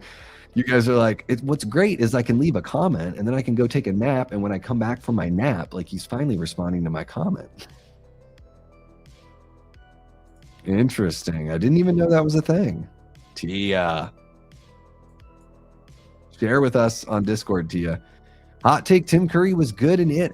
You know, Billy, welcome on in. I don't think that's a hot take, but I do love the take. I think Tim Curry was amazing in it. I really love the performance. Over the top in a great way. I love it. Yes, Stuart Townsend. Okay. I figured it was him. Hot take, Michael Myers is ground meat and not coming back. Oh, so Jamie, do you think, okay, they're gonna make another Halloween movie, right? What do you think they're gonna do if Michael Myers is ground meat and he's not coming back? If we're not gonna reboot the franchise, and Corey's gone too, right? What do you think they're gonna do? Do you think it's gonna be the evil changing shape yet again, and Corey, everything they did in Halloween Ends was just to set us up to accept that we're gonna get a new boogeyman that's still gonna wear the Michael Myers stuff but not actually be Michael Myers? Is that what you think they're gonna do? Or do you think they're gonna go anthology? Or do you think they're not gonna make more movies? I mean, you figure they're gonna make more movies, right? And I mean, I was fine when Corey put on the mask and the outfit. To me, it felt like Michael. Hot take, when I watched Scream 7, they had me hooked on the belief of Stu being alive and wanting him to come out in the third act to be revealed. You know, they hooked a lot of people with that one, Carrie. They hooked a lot of people. Here's my hot take for Scream 7. I think Which hot take do I want to use? I've got two floating around right now. Oh my gosh. Here's my hot take. Okay, my hottest take.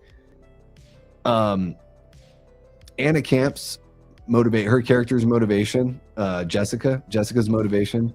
There's like the same names in all these movies. Sometimes it's like I'm trying like Jessica, because there's Jessica in Evil Dead Rise and Evil Dead Burn, and now Jessica in Scream 7. Her motivation, awesome. I think like one of the best motivations in the franchise, and a lot of people hate it. I think maybe the reveal could have been better, but my hot take is that's a top 3 motivation for me in the franchise. That's my hot take. I would say Billy's got a top motivation and Roman's got a top motivation, and then we would go Jessica. That's my hot take. How about that? My other hot take was going to be about Tatum, Isabel Mays Tatum. Ooh, hot cake. A hot take of a hot cake. See, this is underrated slasher movie, Freddy's Revenge. Ooh, okay. Is it an underrated slasher movie? Is that a hot take to say it's underrated? You know, there was a time when people like really thrashed on it, and I think we're kind of experiencing the season of the witch thing with Freddy's Revenge, where now it has been the last 10 to 15 years of people being really nice, but we're sort of still stuck in thinking that people haven't been nice to the movie, you know? At least I've noticed that about Freddy's Revenge, where people still talk about like, hey guys, not everyone likes this movie because there are like these homosexual undertones, and I'm just like, well, we can't say that for 15 years while the fandom for the movie grows and keep on saying that same thing, that like tired reason of why we think people don't like the movie, because I think the fandom for the film has actually been growing. So, and then like I did this whole opposites thing, Slasher Queen, where I was like, when I was younger, I thought Freddy's Revenge was so awesome. Like 1-2 punch between the first two movies, really loved it. I loved that it was different. I thought that was super cool. And then now that I've gotten older and when I revisit these movies, it was like this realization over the last few years of revisiting Freddy's Revenge, just revisiting the whole franchise, and you know, Freddy's Revenge really fucks with the lore of Freddy Krueger. And you know, it's very clear in the first movie that you have to be asleep and then he can affect your body like within the dream. But in the second movie, no one has to be asleep for Freddy to be like throwing gym equipment at the gym teacher or taking over Jesse. No one has to be asleep for those things to happen. Freddy just gets to do them. And to me, that is like crushing the lore, right? That would be just as weird as if in Halloween 2, Michael is a dream demon all of a sudden. But then in the third movie, he's just like back to being a regular slasher. So like, you know, that Freddy's Revenge and I have a complicated history. And I wonder if it's a hot take now, because I do think that the worm turned years ago, 5 to 10 years ago on Freddy's Revenge. And I would say a lot more people are nicer to it than not. That's just what I've noticed. I could be wrong, but I've definitely noticed that about that movie. Liz, welcome on in. Hope you're doing very, very well, miss. Guys, Liz is putting together a ska playlist, and I'm going to do everything I can to help. Liz, I hope you saw I asked you a question over in Discord. Yes, I'm using the stream for personal business. It has value. Yeah, and I think that's been growing for a while. Yeah. I think it's been growing. Hot take, The Omen is greater than The Exorcist. T, I love this hot take. I am right there with you. I love it. Yes. And that is a hot take. Yes. That is certifiably scorching right there, that take. And I'm right there with you, man. I am right there with you.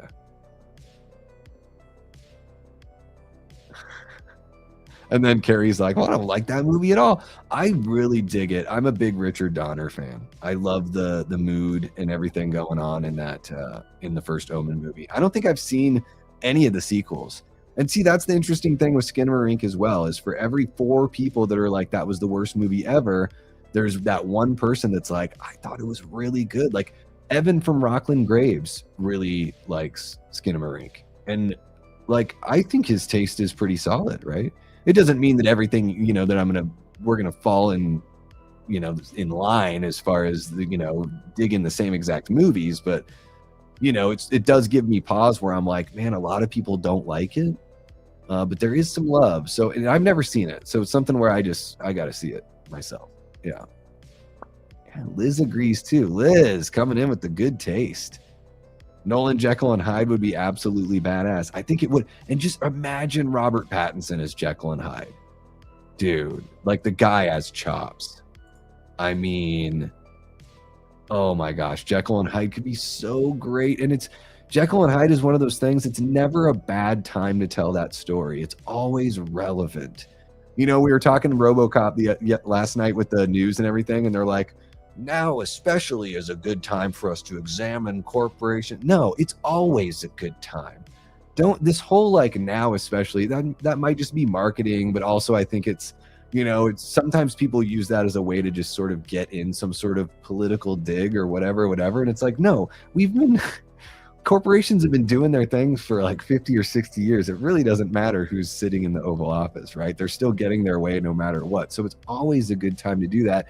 And I think because of the problems inherent in humanity and the things that we all face personally and the things that we all face as a society and everything like that, I think it's always a good time for something like Jekyll and Hyde. You know, an examination of being prim and proper versus following our animal instincts. Do we listen to the devil on the shoulder or the angel? You know, like, are we the darkness or are we the light? Can we exorcise the bad in us out? Can we get it out? You know, these are all the things that Jekyll's trying to do in his experiments, and a lot of things that, you know, Robert Louis Stevenson is examining in the piece itself. And also I think another thing that it does is it highlights that, like, even the most respected people, you know, at the top of society that seem to be morally pure and everything like that, they still have a side to them that is a straight up animal. And I think that's another thing that whole story is about. It is us fighting the inner animal inside of us and the fact that we've evolved to be civilized creatures, but we are still animals. I love the whole concept. I think it's great. I think it's the kind of creative work that makes every person that enjoys it or watches it ask themselves those questions about, like, what's truly inside of them. And, you know, when we let those lesser parts of us take over and have their way, and how we combat that, and how we, I don't know, put out the best version of us as much as we can. Something like that. All right, guys, we're well past 2 hours. I try not to go on for too long because I just appreciate you all so very much, and I appreciate your time. And also, now that I'm staying out here at my sister's house, you guys are going to get a lot of Davey Deathray. I'm so sorry that you're going to get so much Davey Deathray. And they should have gotten rid of it years ago, right? Get rid of the preseason next, right? Like, just get rid of the preseason. We have no use for it. It's just people getting hurt and shit like that. Fantastic Oracle, welcome on in. Hope you're doing very well. We're just wrapping up. Guys, you've been amazing tonight. Let's look at this. Paula Fitzhenry with not one, not two, but 3 $5 super chats. Oh my gosh, Paula, thank you so very much. Rebel Sky jumping in with a $2-bucker. We got Ryan Michael with a $5-bucker and another $5-bucker as well. Jigsaw dropping 5 memberships. It's amazing. Thank you so much, Jiggy. And celebrating 6 months of membership right there. But guys, we're not done because Mr. Like It or Not dropped a 20. We are going to have a friggin' blast in Vegas at CinemaCon next year, guys. Look out for that, because I think Mr. Like It or Not is going to be cultivating his own channel as well, and we're going to hit this thing up together. It's going to be a total blast. So thank you so very much, man, for the support, and thank you everyone that took a shower during the stream tonight and told us about it. I like feeling that I'm not alone because I listen to streams when I'm in the shower. Liz, I've listened to one of your streams while in the shower, if we're being honest. Alucard dropping a 6 jewels with a little chili. Ooh, I do love some chili. But yeah, Punisher, just go and eat your chili. And then Nathan Thornwood with two $10 super chats back to back, giving his opinions on Halloween Ends in H3, Little Season of the Witch. Nathan, thank you so very much, man. Two $10 super chats, very, very generous. Gaz Hearsome dropping a $2 New Zealand. Thank you so very much. Carrie re-upped on her membership. She's been a member for 6 months. That's amazing, Carrie. She's buying jewels. Ryan's buying jewels. And Slasher Queen is dropping a $1 super chat. Thank you so very much, Slasher Queen. I appreciate you. Thank you for hanging out. I know sometimes my opinions, you're like, what is this guy talking about? I do have wild opinions, guys. I am, fiery, passionate, all that kind of stuff. But I'm a bit of a jokester. I love, like our dearly departed Mr. Tim Curry, rest in peace. I like a little over the top as well. So I appreciate you guys hanging out, just being game for whatever I throw at you any given day. You guys are amazing. The support, guys, hitting the like on the video, hyping the videos and streams and everything like that. The support is amazing. The super chat support, you guys are always so good, and I just you never know jumping into one of these streams, and you guys prove me you prove to me every single time that you really do have my back, and that you love what we do here. So I'm so thankful for you guys. Thank you so very much. You all are beautiful. I love you all. Shout out to the Patreon members and the YouTube channel members, and of course the Death Squad mods. And guys, I did drop a video earlier today. Make sure you check it out. It's a little video on, I've talked about Jared Bankins as Freddy Krueger. I think he'd make a great Freddy, but somebody caught my eye recently, and I think it's really worth talking about. So I'm curious to know what you guys think. Check out my video, jump into the comments, let me know your thoughts. Let me know who you would cast. Go over to the video and do this, not here in the chat, but who you would cast as a young Freddy Krueger. I'm talking a Freddy that could play him at 35 years old or younger. So anyways, check out the vid. Let me know what you got. I might be back tomorrow night. I might give myself the night off. But guys, vote on the poll for our Night of the Creeps watch party. It's going to be, we're doing a 40th anniversary. Right now we have 52 votes, and it looks like it's going to be Friday night that we're going to be doing that stream. So I will plan it for Friday night, but I will give it until the end of this evening. So hop on over there and vote. The link is pinned in the chat for that poll. So let me know what you want. Right now, it looks like it's going to be between Friday night and Sunday night, but there are a couple other nights in play. So just let me know. I'll take care of the rest. Probably going to take the day off tomorrow, but I will be back on Friday. And you never know. Maybe you'll see me live really late for no reason at all. Maybe you will. But you guys are amazing. Eli Cortez, one of our great channel members and Death Squad mods. Thank you so very much for jumping in here, Eli. We are just about to scoot. Hey, I don't know exactly where Parker is, Slasher Queen, but I am outside of the Phoenix area, about a half hour away from downtown, something like that. And it's 102 out here as well. So there you go. You guys are amazing. Thank you so very much. I appreciate you all. Gosh, more than you guys know. You've been amazing tonight. I will see you here later on this weekend. We're going to have so much fun hanging out with Mr. Duncan. And that's going to be that for me this time around. Check out my latest video, y'all. And how do we end these things? Until next time, I've been and will continue being Davey Deathray. Take care.